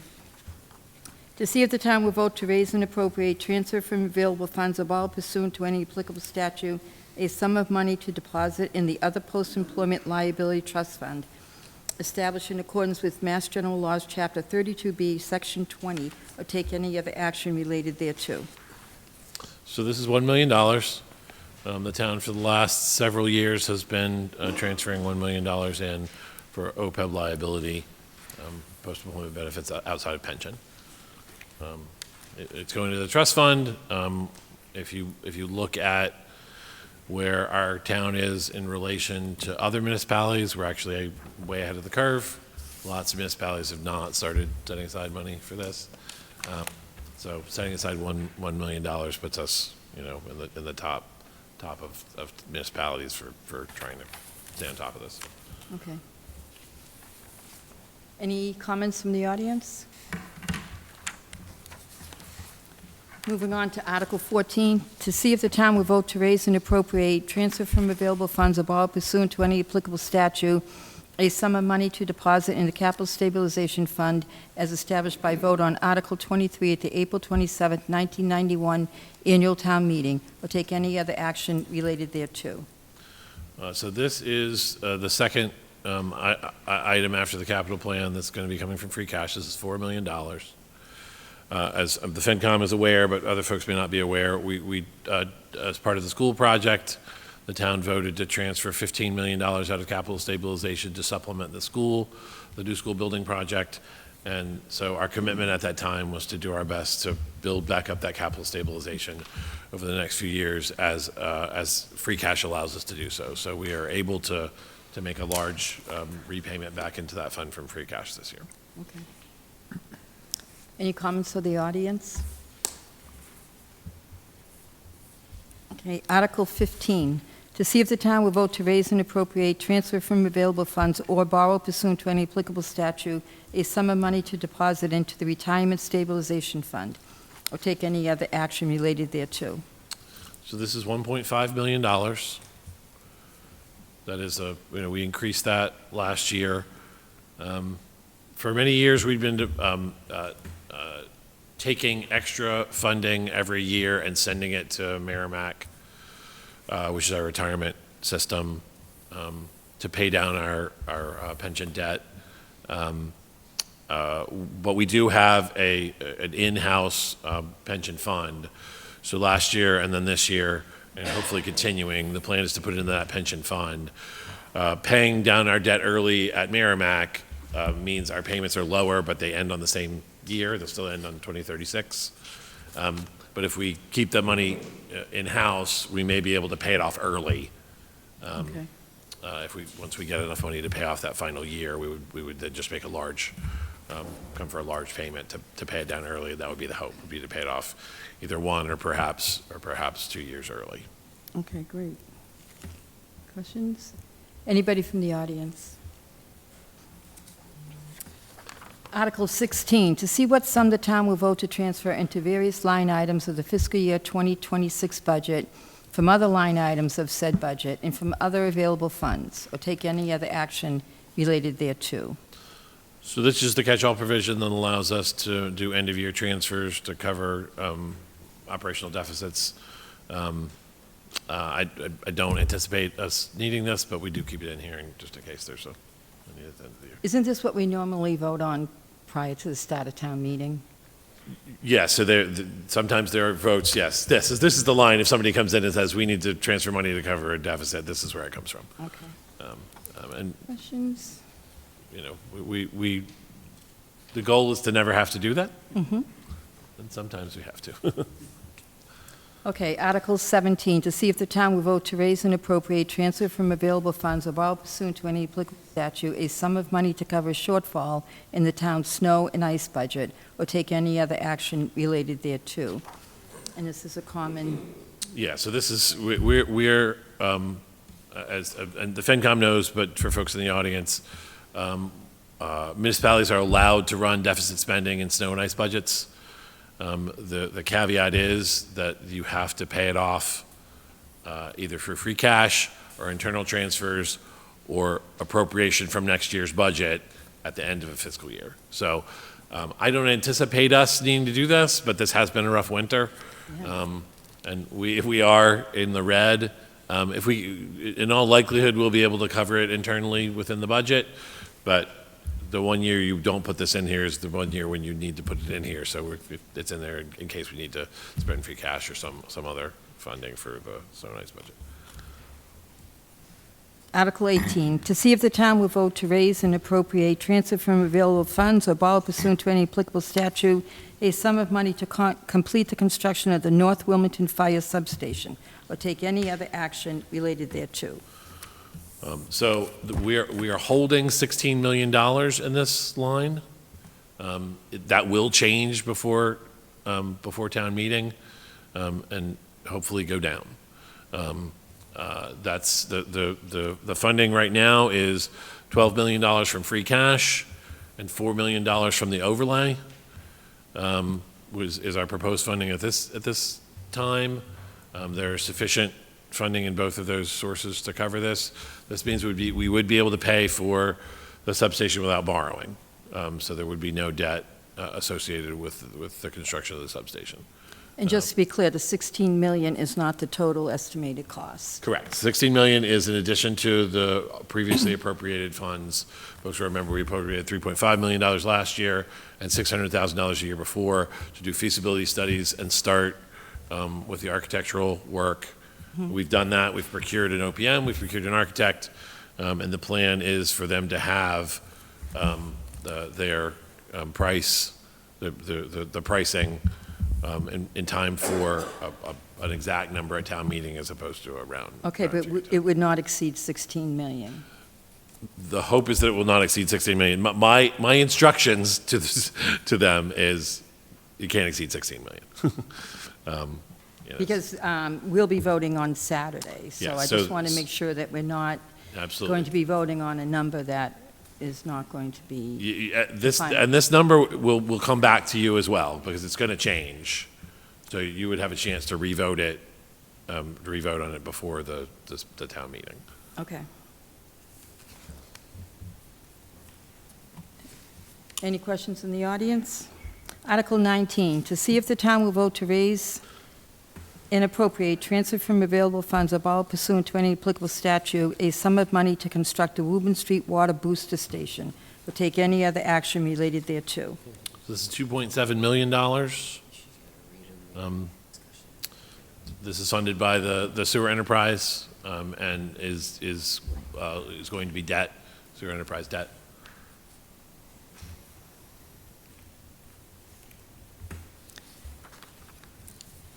Any comments? Nope. Okay, moving along to Article 20. To see if the town of Wilmington will approve the $311,771 borrowing authorized by the Shawshene Valley Regional Vocational Technical School District for the purpose of paying costs of a feasibility study on behalf of the Shawshene Valley Technical High School, located at 100 Cook Street, Billerica, Mass. 01821. And for which the district may be eligible for a school construction grant from the Massachusetts School Building Authority, the MSBA.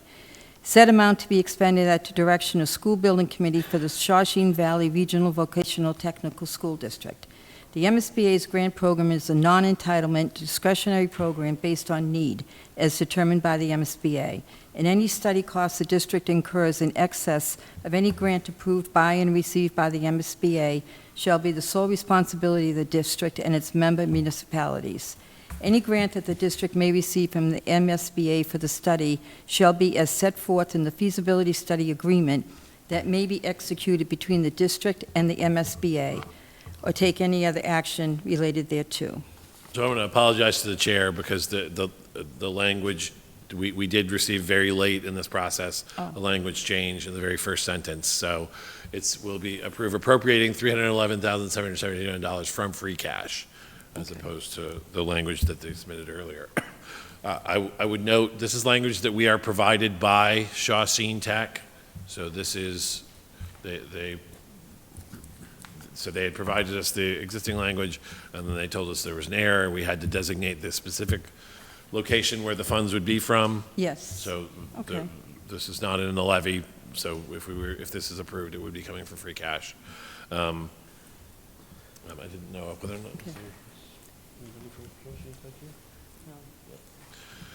They did explain this as part of their presentation to the FinCom, but for folks who may not have been watching Saturday morning, this is a proposal as part of their MSBA project. They need to do a feasibility study similar to what the town did for our elementary school project.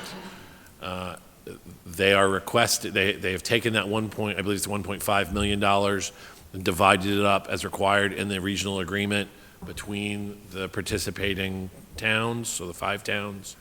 Our share as apportioned by that agreement is $311,771. So each town has their individual share, and all 5 towns will be at their annual town meetings voting on the same language for that feasibility study. As again, the FinCom heard this from the Shawshene Tech. They may be requesting a change of this amount or withdrawing this article in its entirety at the time of town meeting, depending on what their finances, look like between now and then. Any comments from the audience? Excuse me, I'd like to make a comment if I Okay, could. go ahead. At our meeting on Saturday with the Shawshene Tech superintendent and school committee chair, they did indicate that they were considering funding this entirely with their excess and deficiency account if that money was certified, if enough money was certified by the Department of Revenue. They have not completed their audit, so they are still waiting for that. I just wanted to reiterate that I would strongly urge that they not do that. I think it is a mistake to bypass the voters of the 5 communities for a project that I think is needed and I think is important. But in terms of process, I think it is important to not bypass the voters of the 5 communities and pay for this themselves. With E&D is essentially excess, it's like free cash. It's money that we've already given them that they didn't need. So I think it would be, I think that it is important for the voters to have as much say in the future of Shawshene Tech and what it's going to look like in terms of physical plant as possible. And I strongly urge the Shawshene Vocational Technical School Committee to allow these articles to go through their 5 communities so that the voters can have a say, because spending $1.5 million without getting a sense of whether this is a project that has a high level of support, I mean, that's one of the reasons why you go to town meeting. It's one of the reasons why we went to town meeting on a very controversial, large elementary school, because we needed to get a sense of whether the town was behind it before we spent that money. So I know there's, unfortunately, there's no member of the Shawshene Tech School Committee here tonight. Our representatives aren't here, nor is the superintendent. But I just wanted to state for the record my opinion that this process is the best way to go. Thank you. Any questions from the audience? Okay, moving along to Article 21. Excuse me. To see if the town will vote to raise and appropriate, transfer from available funds or borrow pursuant to any applicable statute the sum of $192,919 to correct a prior year's adjustment that was posted incorrectly, or take any other action related thereto. Thank you. So this relates to an error that was found in our annual audit for FY24, that there was an item that was processed incorrectly in an account, and in order to clean up that audit, we have to transfer funds to cover the incorrect allocation of that sum. Any questions in the audience? Article 22, to see if the town will vote to raise and appropriate, transfer from available funds or borrow pursuant to any applicable statute the sum of $500,000 to transfer to the Sewer Enterprise Fund or take any other action related thereto. So this is a transfer from free cash into the sewer enterprise in an effort to stabilize their accounting with respect to their large projects, as opposed to having some drastic increases in the sewer assessment fees.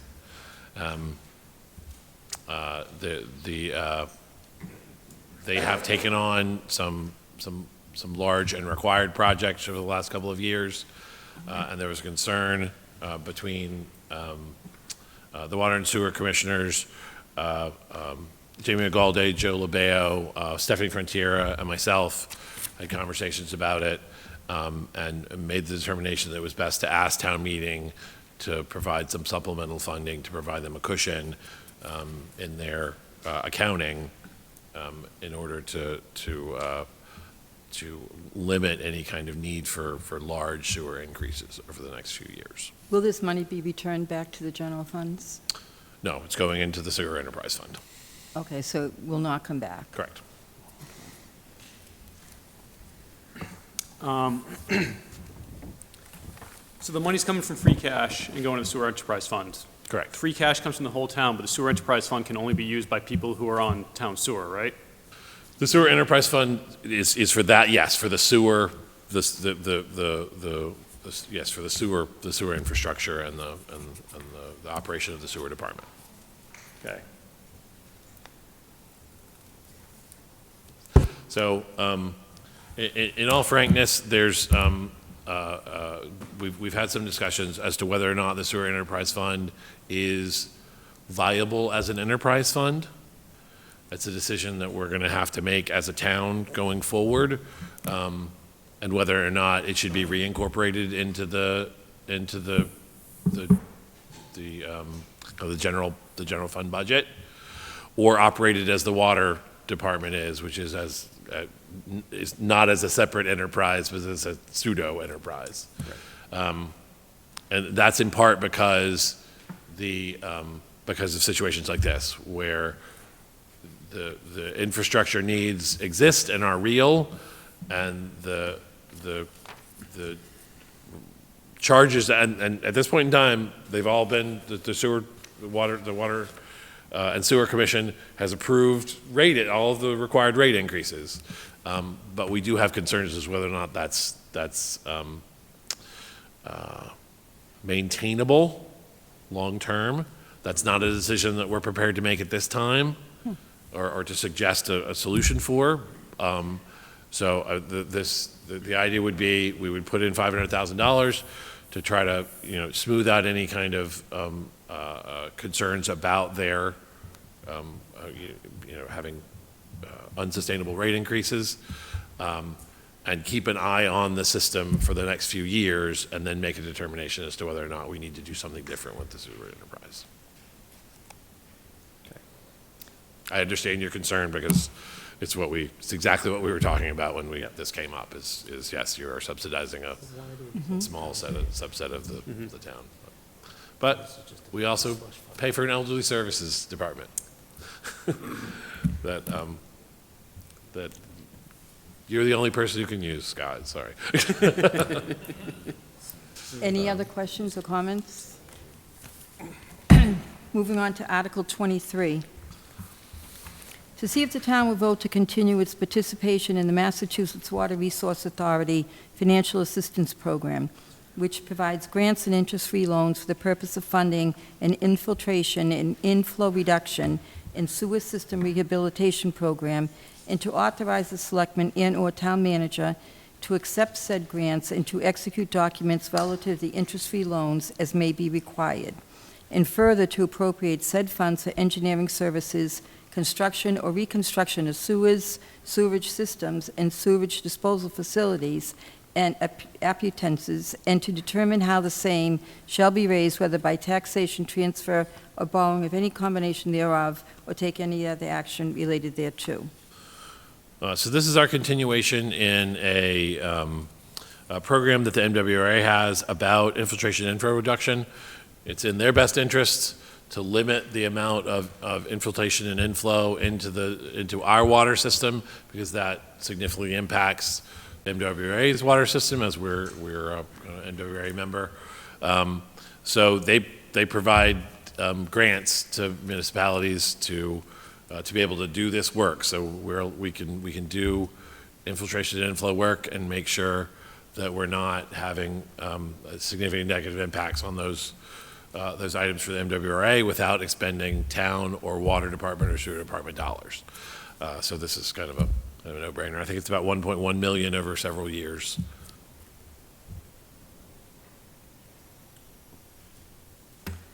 Any comments from the audience? Article 24, to see if the town will vote to transfer pursuant to Chapter 40, Section 15A of the general laws, the care, custody, and control of the Wildwood School, is shown on parcel 23 on Wilmington's Assessors Map 60, further identified as 178 Wildwood Street, from the Wilmington School Committee, which has declared such site surplus and unnecessary for the educational purposes of the Wilmington Public Schools, to the care, custody, and control of the Select Board, and under the management of the town manager for general municipal purposes, or take any other action related thereto. So as mentioned earlier, this is the article that came out of the vote by the school committee to declare the Wildwood School surplus, transfer to the Select Board.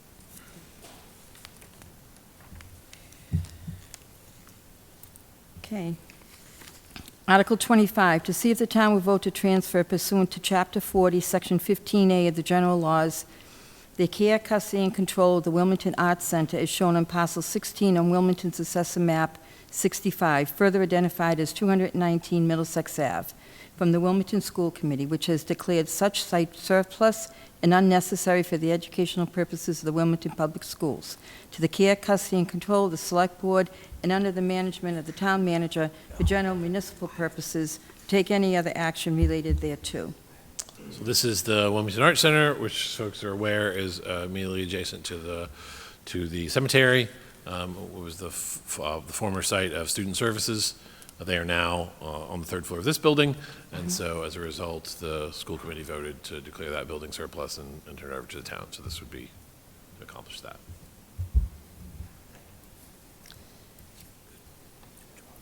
Article 26, to see if the town will vote to accept the provisions of Massachusetts General Law, Chapter 59, Section 5, Clause 22I and/or 22J, as inserted pursuant to Chapter 178 of the Acts of 2024, the so-called HERO Act, or take any other action related thereto. So this is, folks are aware, in 2024, the state passed the quote-unquote HERO Act, which enabled certain enhanced exemptions, tax exemptions for veterans. Clause 22I enables the veterans exemptions to have cost of living adjustments every year. And then Clause 22J doubles the veterans' exemptions from their current standpoint.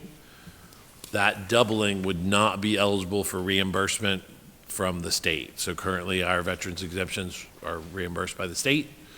If we do double it, that additional amount would have to come directly from the town, from our overlay, as opposed to being paid back by the state. What is the veterans exemption now?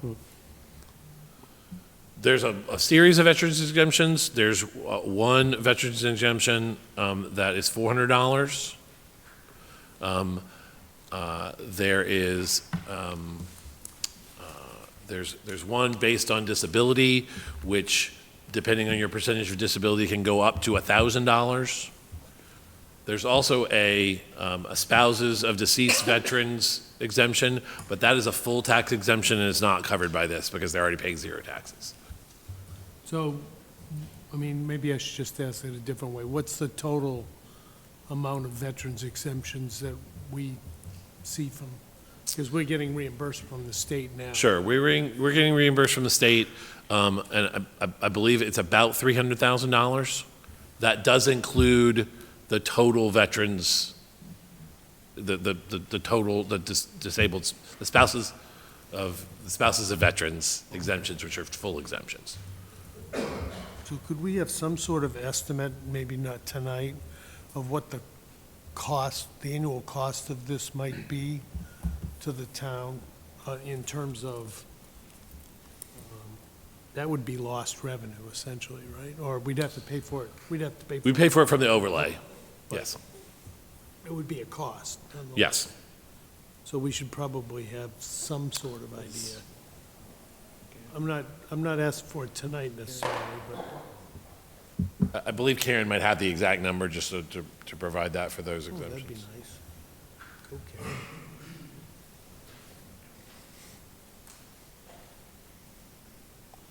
Just the ones that would have been doubled.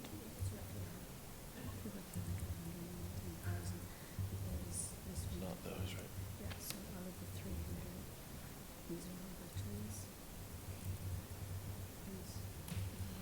So it's, we'd be out between 110 and 120,000.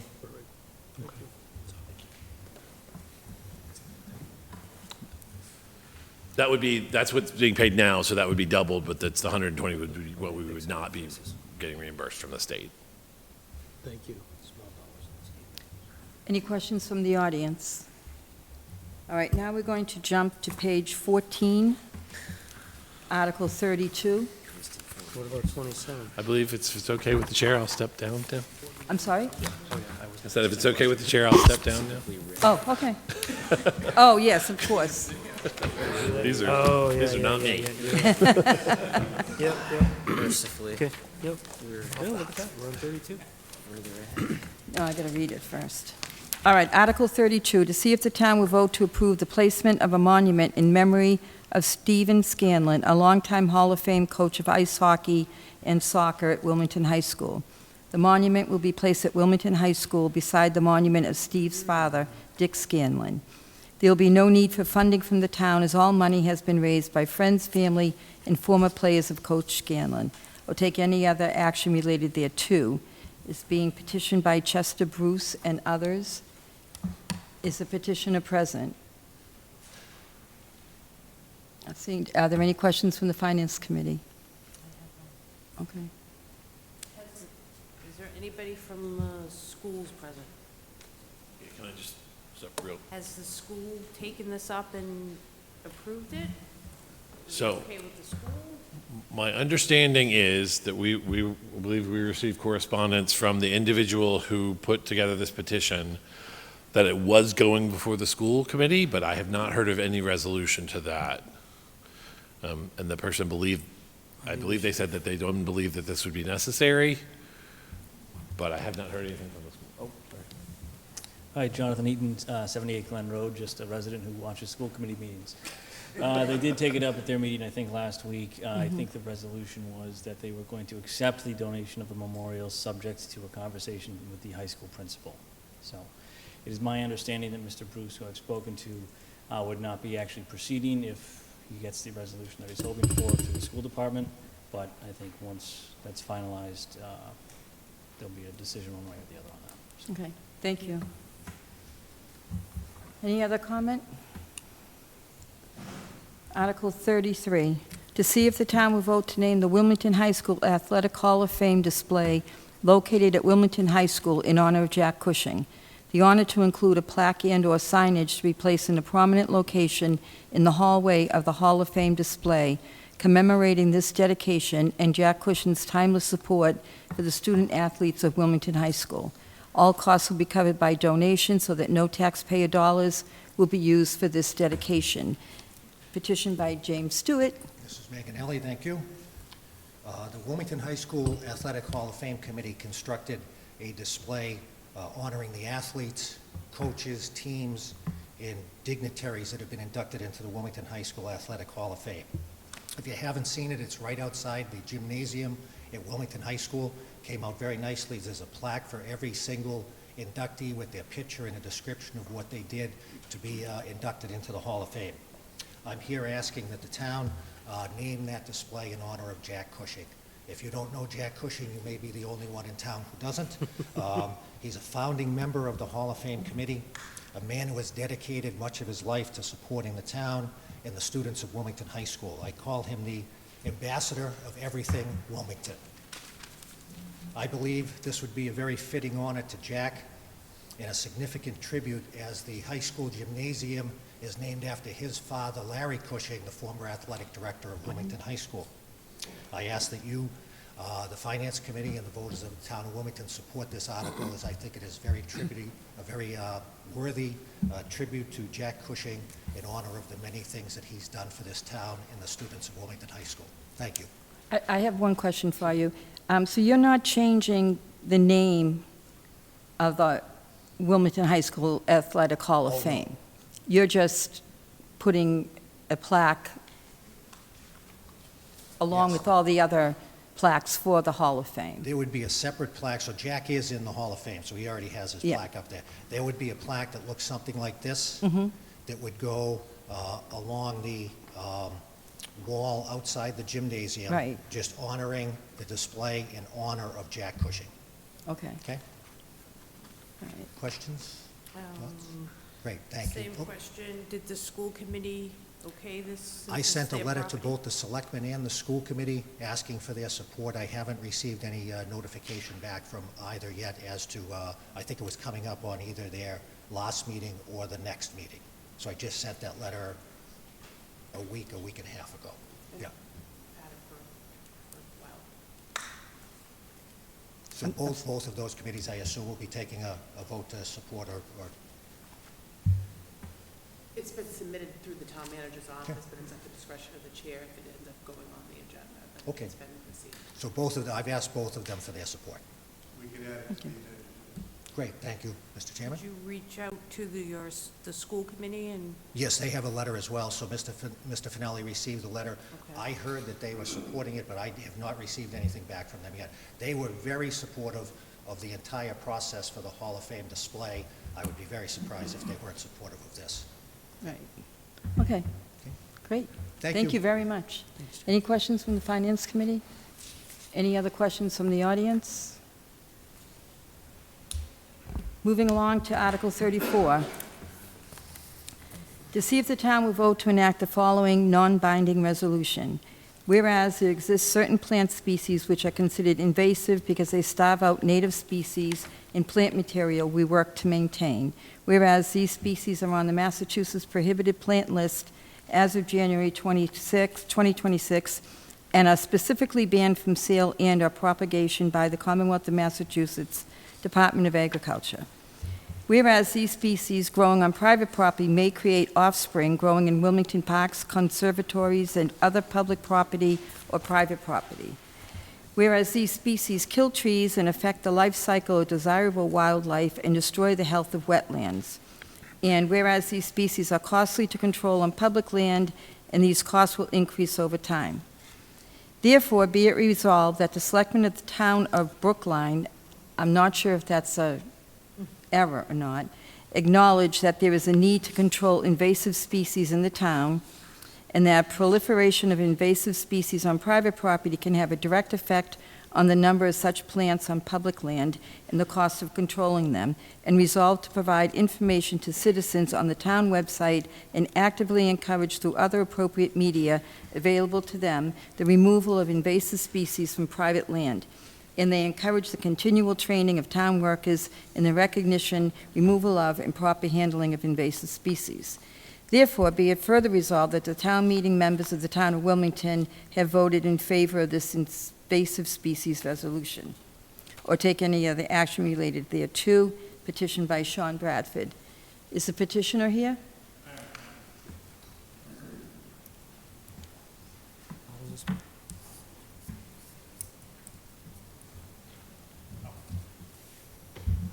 May I sit? Oh. There's 3 of them. I'm sorry? There's 3 articles. May I sit? Oh, sure. Quite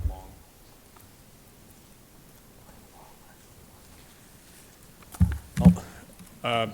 First off, Sean Bradford, 34 Lake Street. Totally screwed up on that, the Brookline. I missed that. It happens. Apologies. I don't know if there's a way to fix that now, or if that can just be a floor vote to modify. Yeah, that got past me. To my knowledge, this won't have any direct financial cost. What was that? I'm sorry. I was just having a Okay, yeah. No, off sorry. conversation. We can take care of that correction. Perfect. Yeah, this is a non-binding resolution, but it does encourage the town to take some of these species more seriously. So Okay, do you have a list of the specific species? it's about 500-600. It's available online, mass.gov. I don't have it on me. It is constantly updated. And also, so I put January 2026 because that was the most recent update. At the time of the town meeting, there might be a new update in April. If that does happen, I'll, I will put that up to a vote on the floor just to change that. Okay. And, go ahead. Would it be possible to ask the DPW director? if- I was just going to ask Jamie to come up and If, speak on yeah, it. I'd be looking to see if Yeah.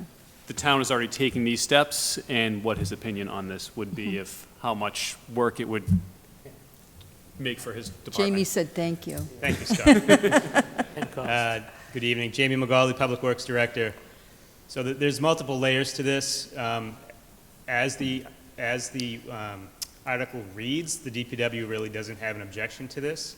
Essentially, what it's asking us to do is post information on our website, which the town actually recently already has done in a couple of different spots.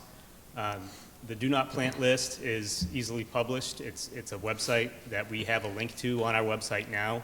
We also have a link to some helpful websites from Mass Audubon Society, for instance, that help educate the public on what an invasive species is, different pictures of them, and how to best manage them. So that's already done on our website, so as it's written, we're kind of already doing that. In addition, as you know, we've been managing invasive species at Silver Lake for over 16 years now, and we'll continue to do that with our DPW staff. And we also have an approved vegetation management plan on file with the Mass Department of Agricultural Resources for the last 12 years, and we're continuing to do that now. That VMP goes to a public hearing, and it also goes to public comment, and there is actually an open public comment period on it now until March 27th. So everything that we're doing is in line with this article. I'll be happy to answer any more questions. As it's written, the DPW does not object to it. But what does this do that isn't already happening? We're already doing it. So exactly, so why do we need a resolution then? If I can answer that, It does, like I said, it does encourage the town to do exactly what Jamie said he's already on. It's more so also encouraging private citizens to do the same on their own personal land. It's a non-binding resolution. If it doesn't get passed, it still won't be binding. Okay. Yeah.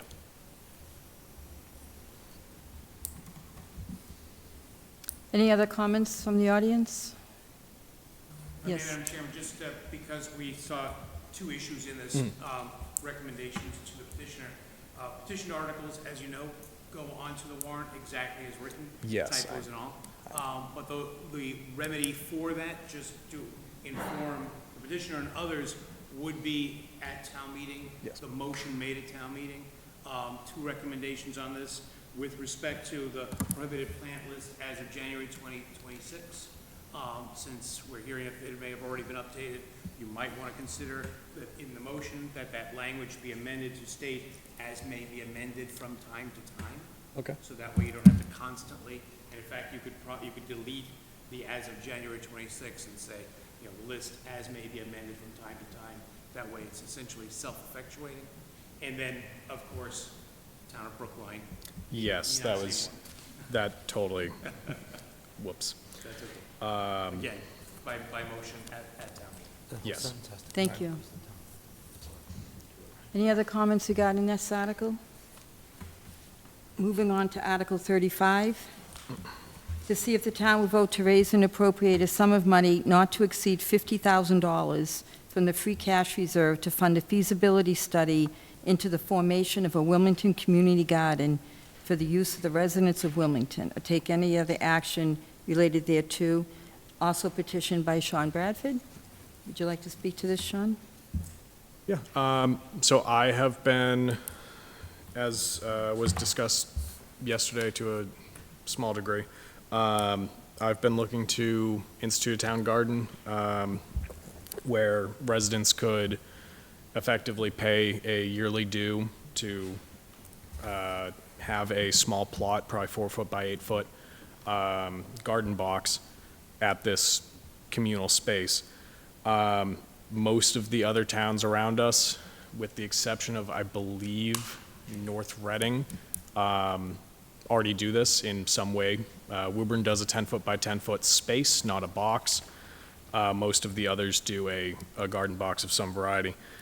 I'm really hoping this doesn't cost $50,000, but I had to put a number, and $50,000 is the amount that my company would charge to do a full 100% workup on this, if we were to go with a private contractor.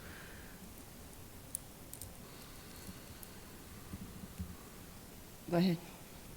What's the yearly due for? What is So that going to cover? that will inevitably be for maintenance and for water usage. More than likely, each box will cost about $50 to build, and then landscaping, trash. So who would be in charge of maintenance? It will probably be DPW or volunteer hours by the people. Okay, so the yearly due you just said would encompass maintenance. Yes. So why would DPW have to do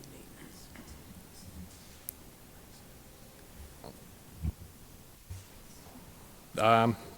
Well, admittedly, I haven't thought about that directly. So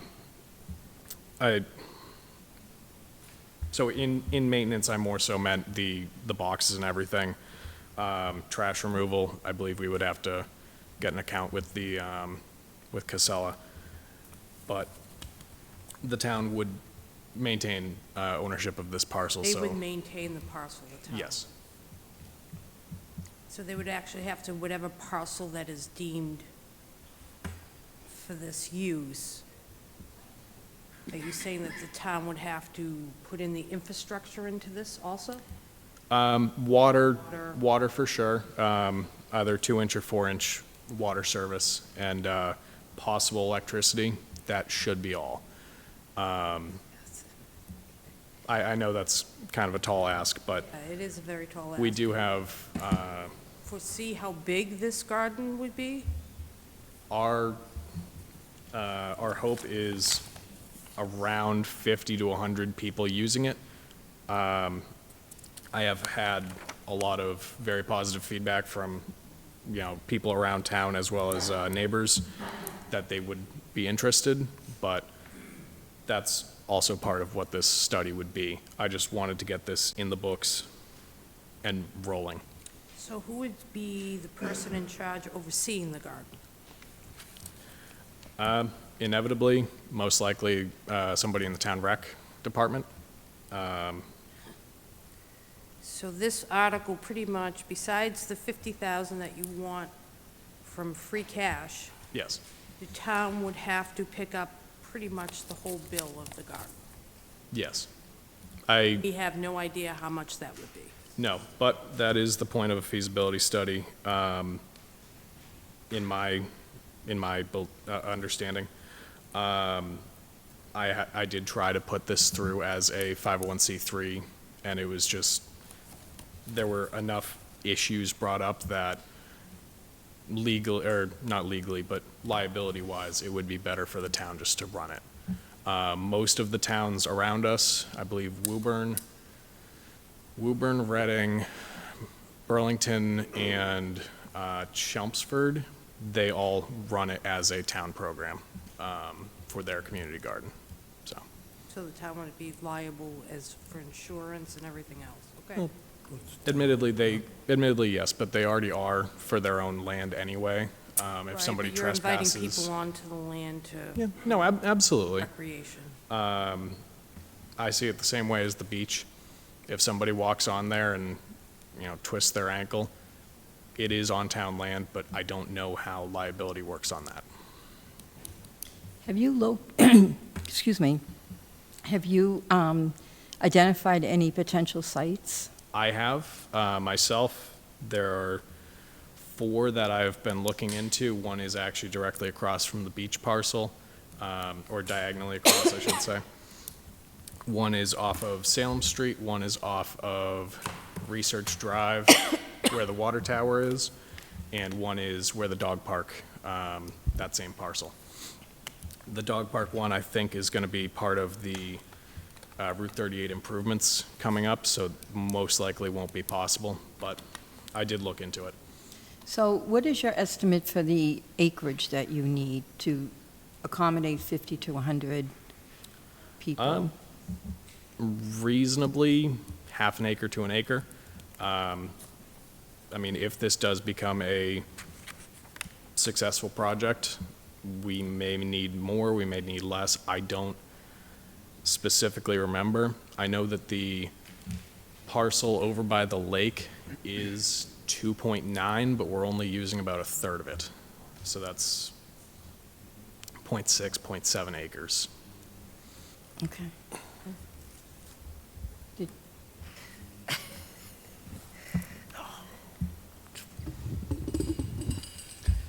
Judy O'Connell, prior chair of the Yentile Development Project for the town of Wilmington.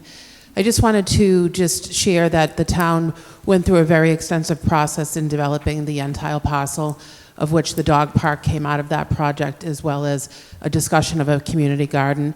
I know I can call on my peer, Jamie McGaldy, to expand on this, as he was part of that committee, and we did identify a community garden area, which did have some use with some other organizations and really didn't get off the ground. It's already deforested, it's already been put on a plan.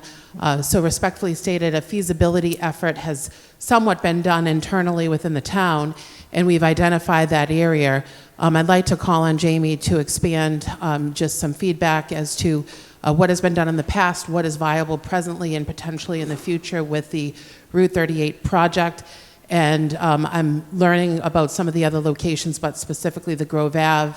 I just want to express some concerns that I've preliminarily researched in terms of parking, just the navigation there with the sight distances from pedestrian traffic. Also, what type of deforesting would be required for that area. I can't speak to the other parcels because I'm hearing those street names for the first time. But I think it's important for us to recap the current town history on this endeavor so that we know that if we're allocating $50,000, that that's the right thing to do when some of this work has already been done. So Jamie, if I may call upon you to help, I would appreciate it. Thank you. Good evening again. Jamie McGall, the Public Works Director. As Judy stated, I was also on the Entile Farm Development Committee approximately 10 years ago. We talked about the public's desire for a community garden, which I agree in concept and in theory is a good idea. But at the time, the Entile Park was not deemed a suitable location for it. So the parcel that was kind of quasi-deemed suitable was the already deforested, about a third of an acre parcel in front of the dog park. In 2019, I believe the Select Board approved a small Girl Scout troop to have a pilot community garden program there, where they constructed one small raised garden as a project. Those youngsters have now grown up and are probably in high school at this point or beyond. So that little raised garden has gone unmaintained, but the fact of the matter is that third of an acre parcel is still deemed a relatively ideal spot for a pilot, starting small, community garden. In full disclosure, we met with the petitioner last year, a team consisting of myself, the planning director, the health director, the building inspector, to hear the petitioner's proposal. And at that time, the petitioner had mentioned the site across from the Silver Lake parking lot, which is a forested parcel. And so I think at the time, the petitioner's proposal was to deforest about 2/3 of an acre of that property to do a very large-scale community garden. I would actually call it more of a community farm. In addition to raised beds, it had an orchard, it had a chicken coop, it had chicken runs for the community's use. All great ideas and concept, but for that parcel, the team didn't think that that was in the best interest of the town, so we pointed the petitioner back to the already prepared third of an acre parcel in front of the dog park. The petitioner had mentioned that that parcel might not be usable now because of some improvements to Main Street. There is a proposed drain line going in that parcel, but in my opinion, it does not prevent the use of raised beds going in that parcel moving forward. So we have pointed the petitioner back to look at that small parcel, but also we had questions about the sustainability of a program. Maintaining a community garden is not something the DPW is currently prepared to take on. As you know, I've come to you before at least twice to ask for more personnel every time we expand a park. I'm not about to do that for the construction of a community garden. I'm not sure if I have any more on that. Just that my recommendation, if there were to be a community garden, would be to start small. I would much rather see that small third of an acre parcel start small, and then if it's successful, then grow it to maybe a different parcel. So this warrant article asks for some money to fund a feasibility study. In my opinion, it would be a shame to pay a company this type of money just to come back and ask to sit with town personnel to find out what our opinion is, and we're just pointing still to the dog park parcel. Thank you. Thank you. Go ahead. Anybody else? Yeah, I Go just ahead, want to Andy. say, I think this is a great idea. I think that's great. That's super advice, is start small. Brings the community together. I don't think we need to spend 50 grand to get there. And I'm really hoping it doesn't reach that point.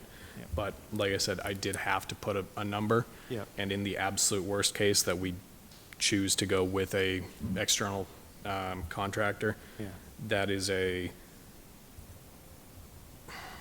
frankly, I doubt we would ever get there. Right. All I'm going to say is I'd encourage you to continue, I don't know that, as written, that's going to have a ton of support, but I'd urge you to continue and maybe look at, some of the suggestions that Jamie gave, because it is a great idea, and it does bring the community together. And there are locations that we could start small, so that's my reaction to that. And we absolutely did, honestly, if that is how it happens, I will absolutely love that for the town. I looked at the plans for that MassDOT project well over a year ago, like Mr. McGaldy had said. I think the extent of the drain line is several manholes through that area, and I don't remember how it would affect placement of plots, but if that's what it takes, I will absolutely go for that. Awesome, thank you. Go ahead. Usually when we see a feasibility study, there's a committee tied to it or something, so who would be in charge of this feasibility study? So at the select board meeting last night, I did offer the select board should probably create a subcommittee for this or take it on themselves. It would just be, if they created a committee, standard committee, specifically for that, given up to that amount of money, hopefully they'll use about $5 for. Okay, thank you. So who would be ultimately making the decisions on spending the money? On spending for the feasibility study, that would end up coming down to the Board of Selectmen. Or Select Board, if that's. Okay. So you wouldn't be directing money? I would love to be on that committee, but given that I did petition it, I couldn't ethically run it. Okay. Can I ask a question? Yep. I'm going to put Mr. Slagle on the spot, and I'm going to ask him if he is in favor of this petition, since it's his departments that would take most of the brunt of this, the work on this. So thank you. The opportunity to speak on this, I appreciate it. I actually have a fairly unique background when it comes to community gardens. I was on the board of Mill City Grows for about 6 years when I worked in Lowell, and they installed about 15 or 18 community gardens around the city of Lowell during the time when I was working there. And my staff, when I worked for the city, was part of the liaison team between the city and the nonprofit that was overseeing these community gardens. So my concerns are, one, in order to have a community garden to be successful, you have to have a core group of volunteer people who are willing and committed to be daily presences at the garden. And they can't be, there's not going to be city staff. It's got to be the volunteers who are in the beds doing the work.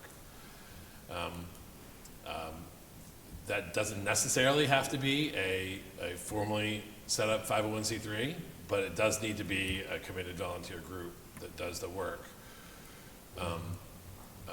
Number two, the best community gardens that I've seen are ones that do start small.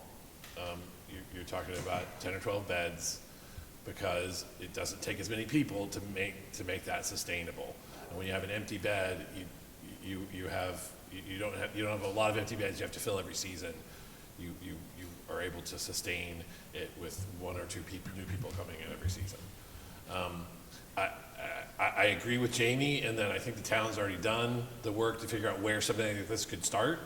And so, as written, I think, and I'm pretty sure this would land on my desk. And so I'm not sure that there's a need for a formal feasibility study to do this. I am concerned if the intention is to have it run by city staff or managed by city staff or maintained by city staff, that would be something that we would be coming back to this committee saying, we need a community garden person to run it, and that's definitely more than the $50,000 that's being asked for here. That being said, communities do install water lines for community gardens at no cost. They do install electrical boxes for community gardens at no cost, and absorbing those costs, if there's a committed group who's willing to take on a small community garden at the top, the dog park is not an unreasonable request. I'm just not sure that a feasibility study is what needs to happen next. I think what needs to happen next is we need to have the formation of the volunteer group. We need to get the permission of the select board to use that parcel, and then have a plan for, construction of a water line, construction of the installation of electricity if that's possible, and when the boxes are being constructed and when the planning starts. Like that's kind of the next things. Lots of people have done it. Lots of communities have community gardens, so it's not rocket science to figure out what the steps are. I'm not sure that a feasibility study is a step that we need to do, but I do think there are steps that we could do to get to that as a result. Go ahead. Thank you. I would encourage the petitioner to probably look at this article and maybe take the advice of the town manager and the DPW and really think hard if you want to go through with this article. Maybe start small. Yeah, no, absolutely. Honestly, if the select board is able to authorize the use of that dog park, that may simply be it. I mean, that. I encourage you to reach out to the appropriate folks here and follow up. Any other comments? And I will apologize in advance for the length of this next one. Oh, yes. Oh, yes. Oh, I mean, no, if don't you worry. want, I can read it. No, we won't be reading the entire thing. Article 36 is to see if the town will vote to enact the following as a bylaw of the town of Wilmington, or take any other action related thereto, the right to farm bylaw. The purpose and intent of this bylaw is to state with emphasis the right to farm accorded to all citizens of the Commonwealth under Article 97 of the Constitution, and all state statutes and regulations thereunder, including but not limited to Mass General Laws, Chapter 48, Section 3, Paragraph 1, Chapter 90, Section 9, Chapter 111, Section 125A, and Chapter 128, Section 1A. So it goes on to basically state what the state of Massachusetts has stated, that, and you feel free to correct me if I'm wrong, that we all have a right to farm to a certain degree. Yes, and this is a boilerplate from the state of Massachusetts directly Okay. as well, so. So can you, I read this and I was kind of confused because I don't understand the purpose of it. If we already have the right under Massachusetts law, what does this add? So, my understanding of the right to farm bills as have been passed by Billerica, Dracut, Carlisle, other towns like that, it specifically protects people, and unfortunately, I did copy the boilerplate directly. I'm most likely going to put up to a floor vote to strike the 5-acre requirement as a town, overriding the state definition. Effectively, it provides a way for the aggrieved party saying somebody drove a tractor on the road, or the manure in this guy's garden kind of smells. It provides a way for them to not only voice their concerns, but also somewhat protect the farm or garden from those concerns if they are not, I don't want to say unfounded, but a little exaggerated. And I'm saying those in my own words, but it effectively protects people that want to garden, farm, et cetera, on their own land, and provides a better way to resolve disputes with neighbors. Do we have issues today with people having a problem with this? Is this a problem in town? I'm not personally aware, but I'm sure it happens. So I guess my question's this: if it's already in state law and it's already in place, and we don't have an issue in town, why do we need this article?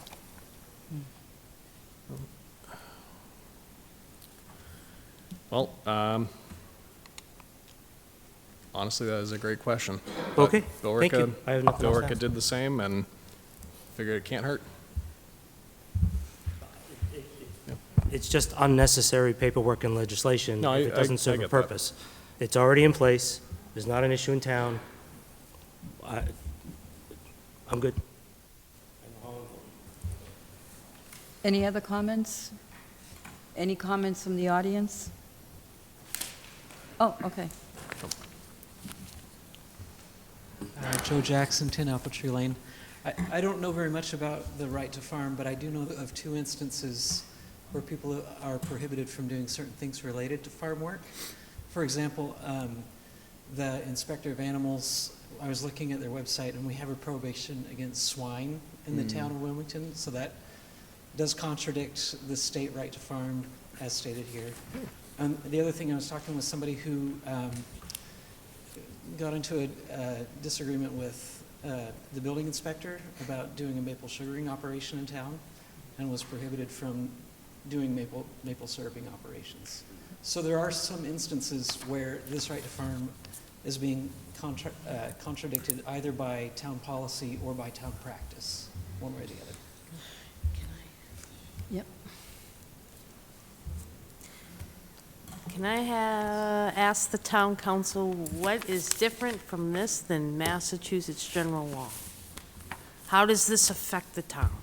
This is a copy of Mass law. Right, I want to It is an Thank- excerpt. Thank you, if I may.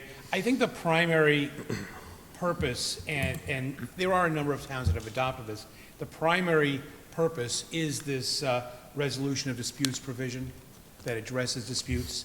I don't think this is actually, the comment about it being actually in effect, it's not in effect as state law or requirement.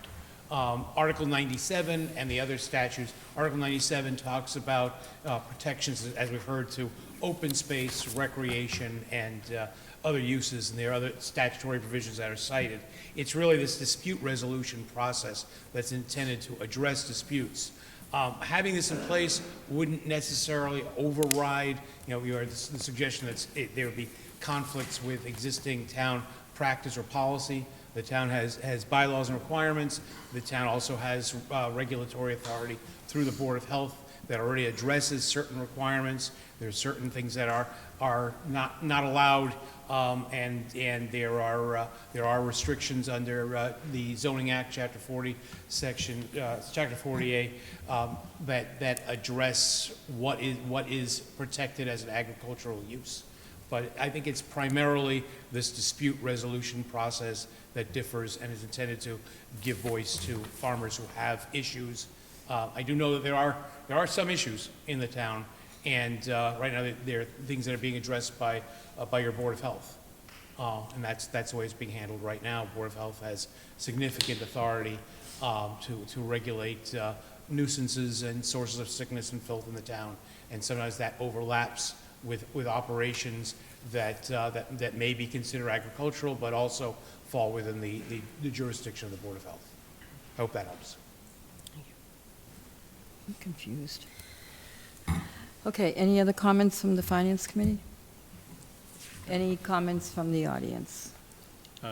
If I may, I did just remember, there are 2 typos on this packet that were not in my petitioned article.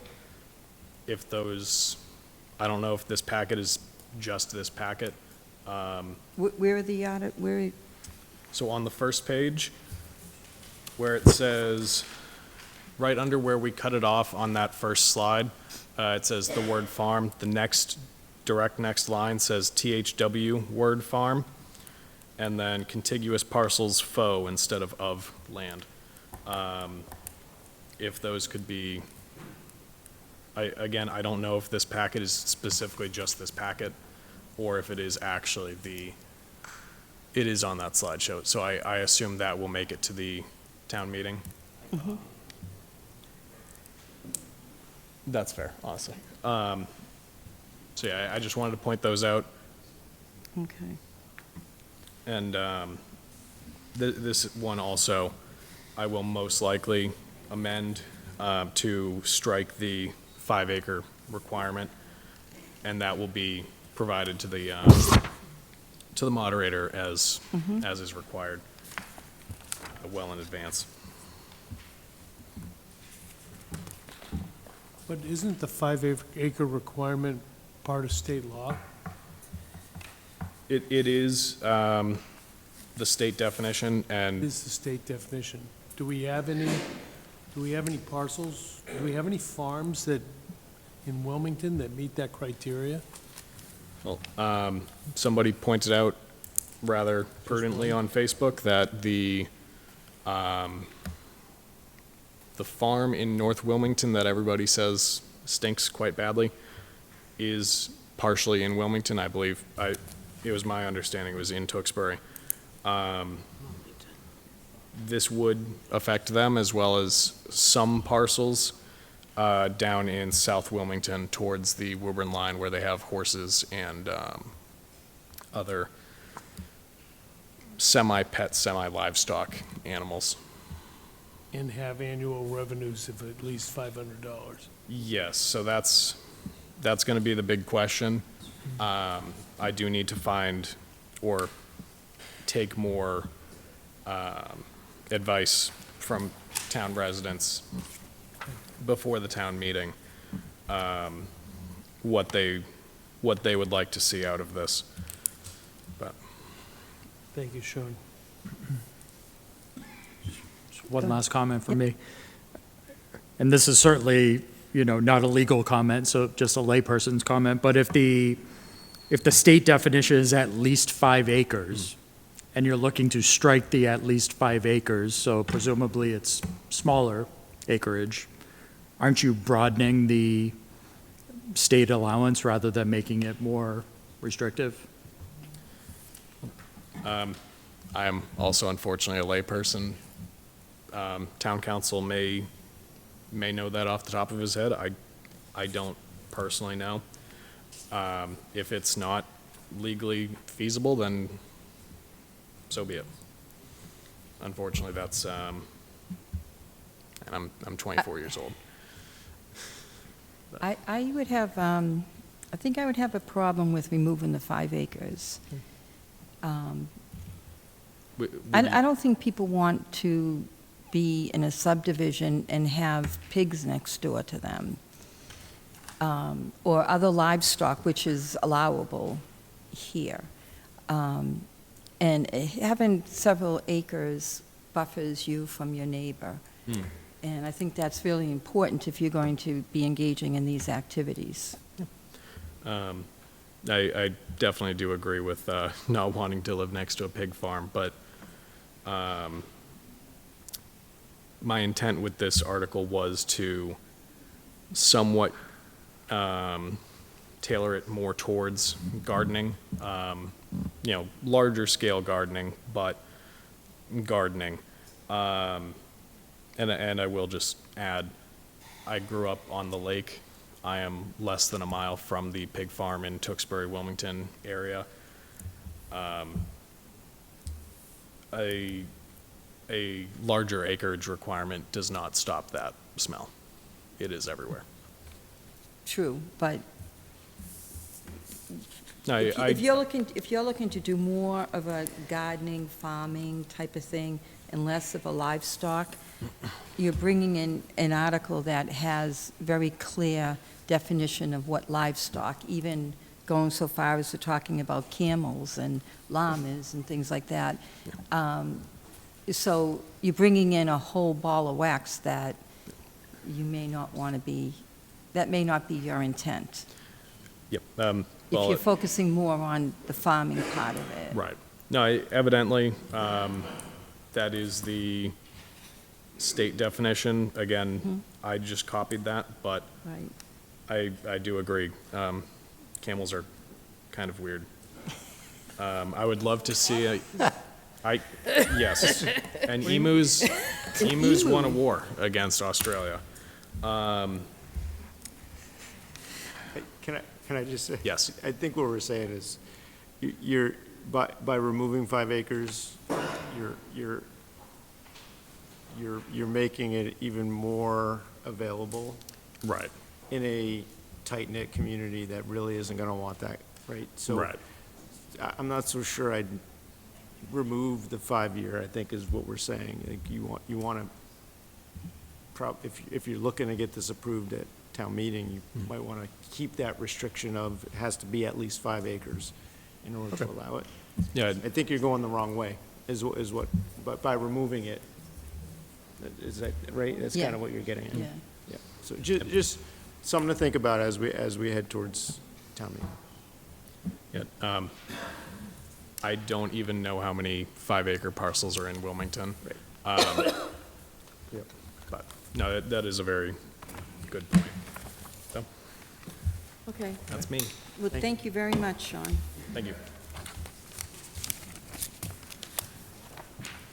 Now we're moving on to Article 37, to see if the town will vote Wilmington Community Television one-time appropriation. To see if the town will vote to appropriate the sum of $65,000 from free cash for a one-time, one-year allocation to Wilmington Community Television for operational and programming support, or take any other action related thereto, petitioned by Robert Hamill. Is he here? Is the petitioner here? Would you like to speak on your article? Hi, I'm Robert Hamill, a longtime Wilmington resident, also a longtime member of the board of directors for WCTV. I've been a past president for a couple of years, and I'd just like to quickly go through this. What we're trying to do at WCTV is to find long-term funding solutions to the shortage in revenue that has been going on for the past decade that Sam alluded to earlier about cable fees that are shrinking. And so what we, in addition to the long-term solutions we're attempting to find, we're looking for a one-time, one-year stopgap to help us continue operations. And if the committee would allow, I'd like to cede the remainder of my time to allow Sam to go into more depth. I'm sorry, I'm having trouble hearing you. Oh, I'm sorry. I'd like to cede the remainder of my time to allow Sam Perkins, Executive Director of WCTV, to further identify the problem. And I also, to state, this isn't just a local problem, this is a national problem facing community access stations all over. So if the committee would allow. Yes, please.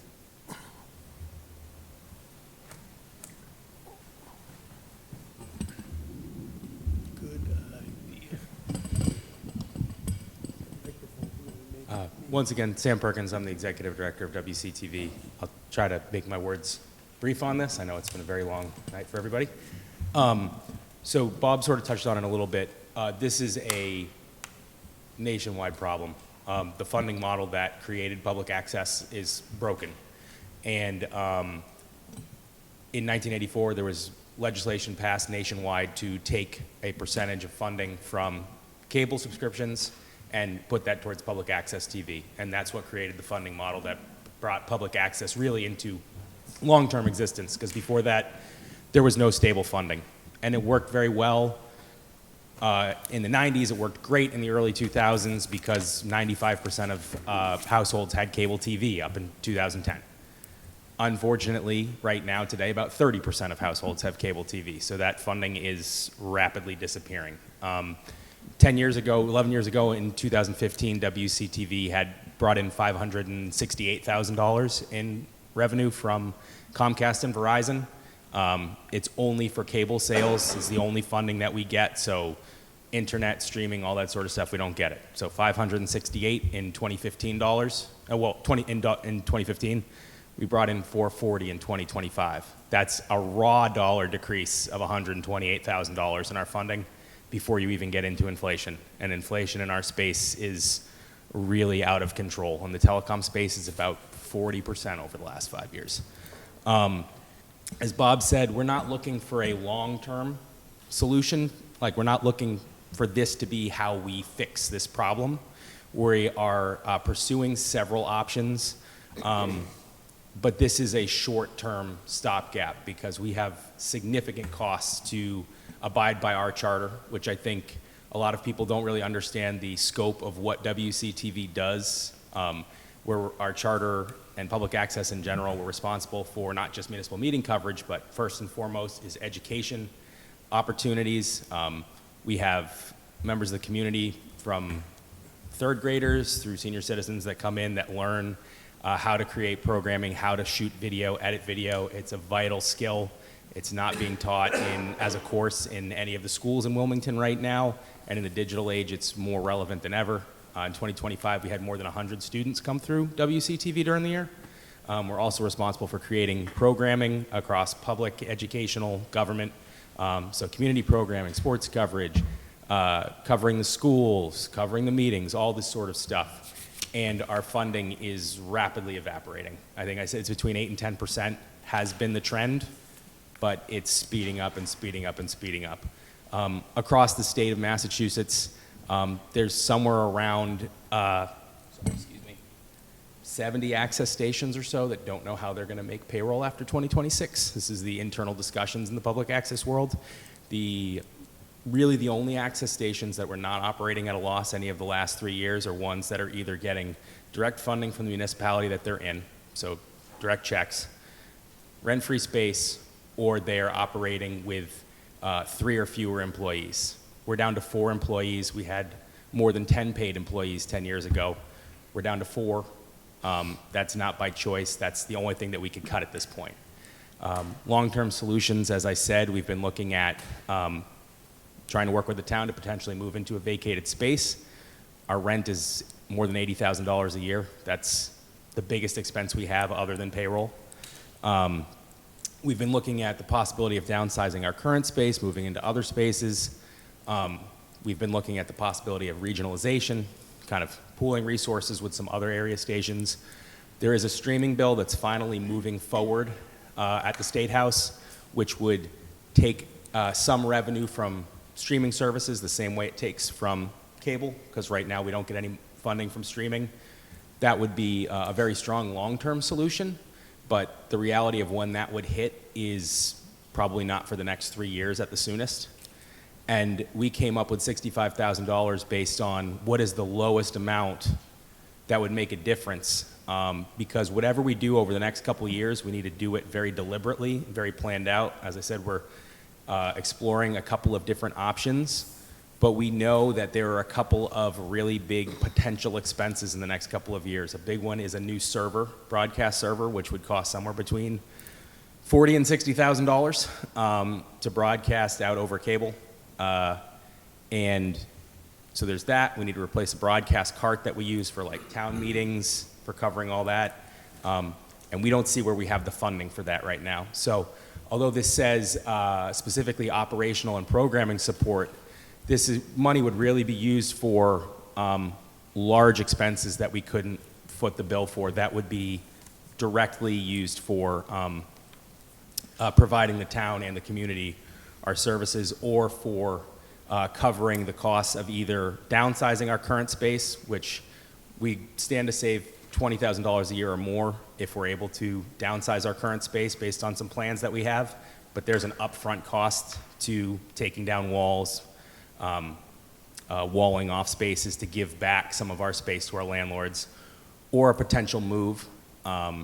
If something does come up, like I said, we've got several sort of irons in the fire on moving to a smaller or cheaper space, but there's moving costs associated with those. We're asking for it from free cash because we're not looking at this as being a long-term solution of asking for cash year after year after year from the town. That's not what we want as a long-term solution, but we're looking at something as a stopgap for the next year so that hopefully we can move forward on some of these things. Thank you very much. Any questions from the board? Comments? Teresa? Yes? I'm not talking specifically about this article itself, but first of all, thank you to WCTV and the many volunteers who televise all of this stuff. I mean, watching high school basketball games and the opportunities and the challenges that prevails. I think people take WCTV for granted and don't understand that there's a lot of difficulty and a lot of work that goes into this, and so thank you. I also want to say, not speaking specifically about whether I support this or not, but I am encouraged to hear that your plan would be to use one-time money to pay for one-time things. And that is important. That's an important concept. This money shouldn't be used to pay for salaries because it's one time. This money should be used, if it is indeed supported by the Finance Committee and voted by town meeting, it should be used for things that are one-time costs. And I'm very encouraged to hear you say to hear that you recognize that. And so I just wanted to note that, and thank you for that. Go ahead, Scott. So one of my concerns with this is that you're, public access, but you're a private organization, and we're giving you, this would be giving you town money. So then, what if the town wants to have a say in what you're broadcasting? What if townspeople want to come to you and say, you're not doing this, we gave you money, so you have to do this? I think that's a very fair point, and it's certainly something that a lot of stations are dealing with. And I would say that this would be new for Wilmington, but this wouldn't be starting a trend. There are many municipalities that are subsidizing their access stations. Arlington just approved $100,000 a year as part of their annual budget. Hopkinton's about $132,000 a year. Westboro just approved $152,000 a year.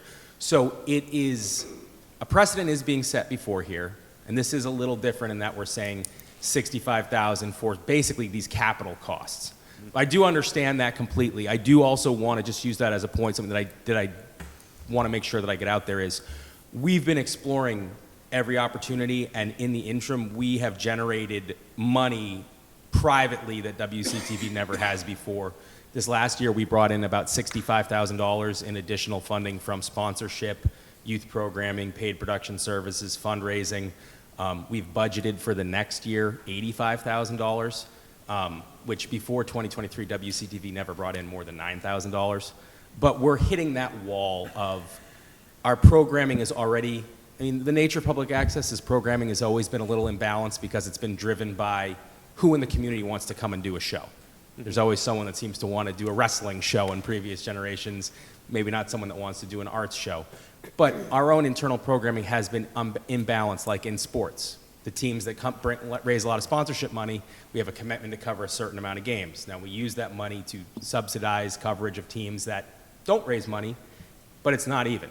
So I hear you completely on people wanting to have a say. I would say that the community already does have a pretty large say as far as member involvement, which is totally free, coming in and creating their own shows.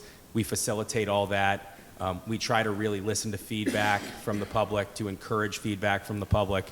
But in this instance, and I definitely think if it was part of the town budget, that would be something that would really need to be ironed out with a very detailed contract about programming and commitments and all that. In this case, where we're looking at some very specific, pretty large one-time capital costs that I don't see there being a lot of money left over after a server and a new broadcast cart for other things. And those things suit a very specific purpose of being able to just broadcast anything out over cable, or being able to cover town meeting every year in a way that makes for a pretty solid production, instead of like a single camera there trying to cover everything, which is our reality without a new replacement for the broadcast cart. So I definitely hear you on it creates that sort of situation of people feeling like we're giving you money, so we should have input.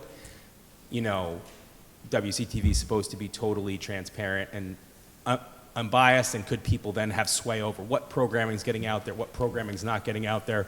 I think that's a very valid point, and I think if it was something being worked into the town budget long term, would need to be really ironed out. But in this specific instance, we're looking for some pretty specific things. We'd have no problem our books are already open as a nonprofit, but providing like quarterly reports to the town. If they needed more frequent than that, it's more work on our end, but sure. But I hear your point. I just think in this case, there's some pretty specific, pretty big costs that would eat up probably all of that, but would not then need to be done again for another 10 years or so. And hopefully at that point, there's a long-term solution's been found. Thank you. Thank you very much. Mr. Slagle, I'd like to ask you a question. I know that this has been a topic of conversation in a lot of different areas in the town this year.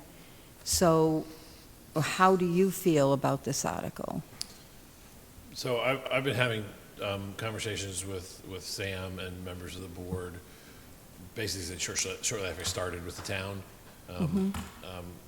This is a challenging situation for all cable television companies to be in. The loss of revenue is real. It's documented. We've seen it we see the funds that are not coming in, and so it's been very clear that something needs to happen in order to maintain WCTV in its current format. For full transparency, Sam has talked to both Judy and I about this proposal, and we gave him advice about how to present this to the town, and not to ask for recurring funds and to ask for one-time funds, so that it would be less of an ask, but also less of a burden on the town, and to commit WCTV towards finding a long-term solution that wasn't a town subsidy. And that includes the things like he said. We've talked about the regionalization piece and how the town would have to be involved in that, because we have an agreement with WCTV that they have to provide certain services to us, and if they were going to start providing them to another town as well, we're going to have to renegotiate our agreement, but we understand that. I've talked to both the state senator and our state representative about supporting the streaming bill to try to provide additional funding revenue for all of the cable access television in the state. So I understand that this is a little bit controversial, providing funding for a non-town entity. I do not think that Sam is exaggerating when he says that if there isn't some sort of a solution, we're going to have to find a different way to deal with cable access television. We're not going to be able to have WCTV do what they do. So this is the solution that he and the board came up with, and I feel like from the town's perspective, it is an impact, but a relatively low impact, because it is a one-time ask, and not a recurring request as many other towns as Sam listed have done. So Okay. those are kind of my thoughts on it. Thank you. Any other comments from the Finance Committee? Any comments from the audience? Okay, final article, Article 38. To see if the town will vote to appropriate the sum of $7,500 from free cash to fund the operational budget of the Wilmington Farmers Market, or take any other action related thereto. The Wilmington Farmers Market is a long-standing community program that provides residents with access to fresh, local food while supporting regional farmers, food vendors, and small businesses. The market also serves as an important community gathering space and supports food security initiatives, including SNAP, matching, and partnerships with local social service organizations. This requested appropriation of $7,500 from free cash will support the annual operating expenses of the Wilmington Farmers Market, including but not limited to site operations and logistics, required permits, insurance and compliance costs, vendor coordination and administrative support, public safety, entertainment and community programming, outreach and promotion to ensure strong attendance and vendor participation. Town funding will help ensure the continued success and sustainability of the market while leveraging private sponsorships, grants, and vendor fees to maximize community benefit. This funding is incremental to the town's existing in-kind support and will allow the market to continue operating at a high standard for Wilmington residents. Is the petitioner here? Hi. I don't know if we're going to be able to do this. Okay. All right. Yes, so my name is Elise LaRoe, 62 Glen Road. I'm here on behalf of the Farmers Market. I'll say a couple things. I'll try and be super fast. Thank you. So the Farmers Market has been operating since 2011. Over the past 3 years, we've seen over 50% of growth in our weekly average attendance. We've had over 30% increase in the number of vendors, and we've also increased the number of special events that we've offer each week. It's more than just fruits and vegetables. We try to offer weekly entertainment. We do kids programming. That's what I do. We have a Power Produce Club, and we call it the Pop Club. So that's a new program that we introduced this past year that invites kids aged 3 to 13 to come, and we give them $3 in pop bucks that they can use at the farm vendors. It's a program that we self-funded over the past year. Over the past 3 years, we have participated in a SNAP matching program. So we've been able to do this through a 3-year grant that we had through Winchester Hospital. That grant just ended this year, and we're still in the application process to see if we can get it for this upcoming season.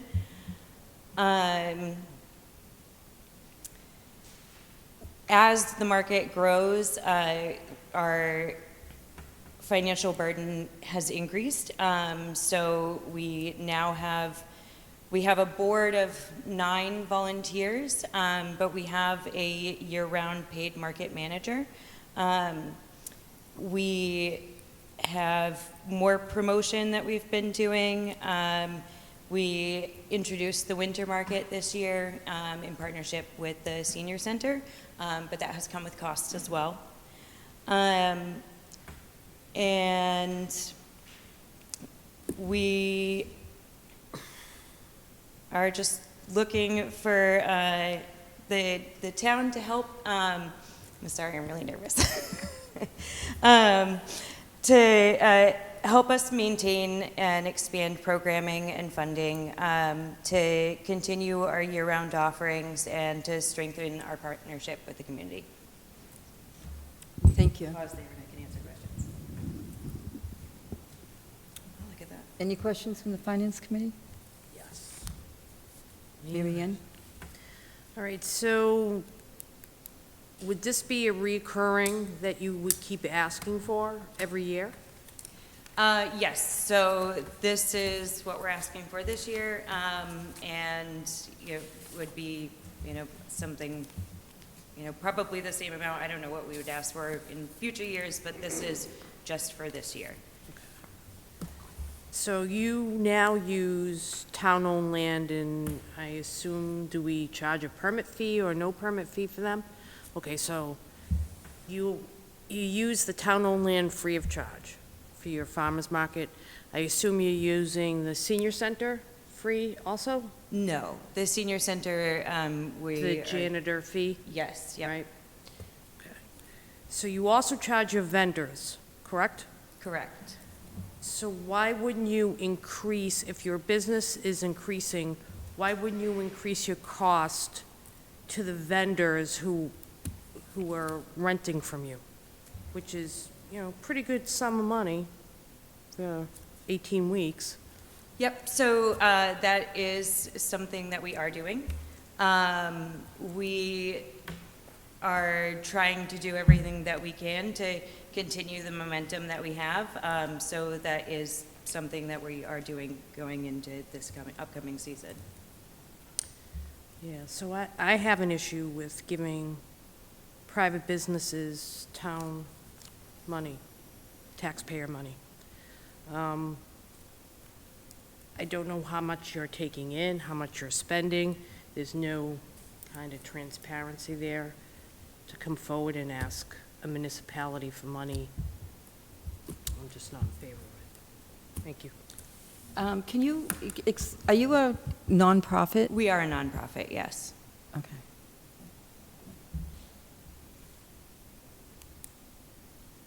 Chris, did you have a question? Oh, I'm sorry, I saw your hand moving. Okay. I know, I'm with you there. Okay, any other questions from the Finance Committee? Any questions or comments from the audience?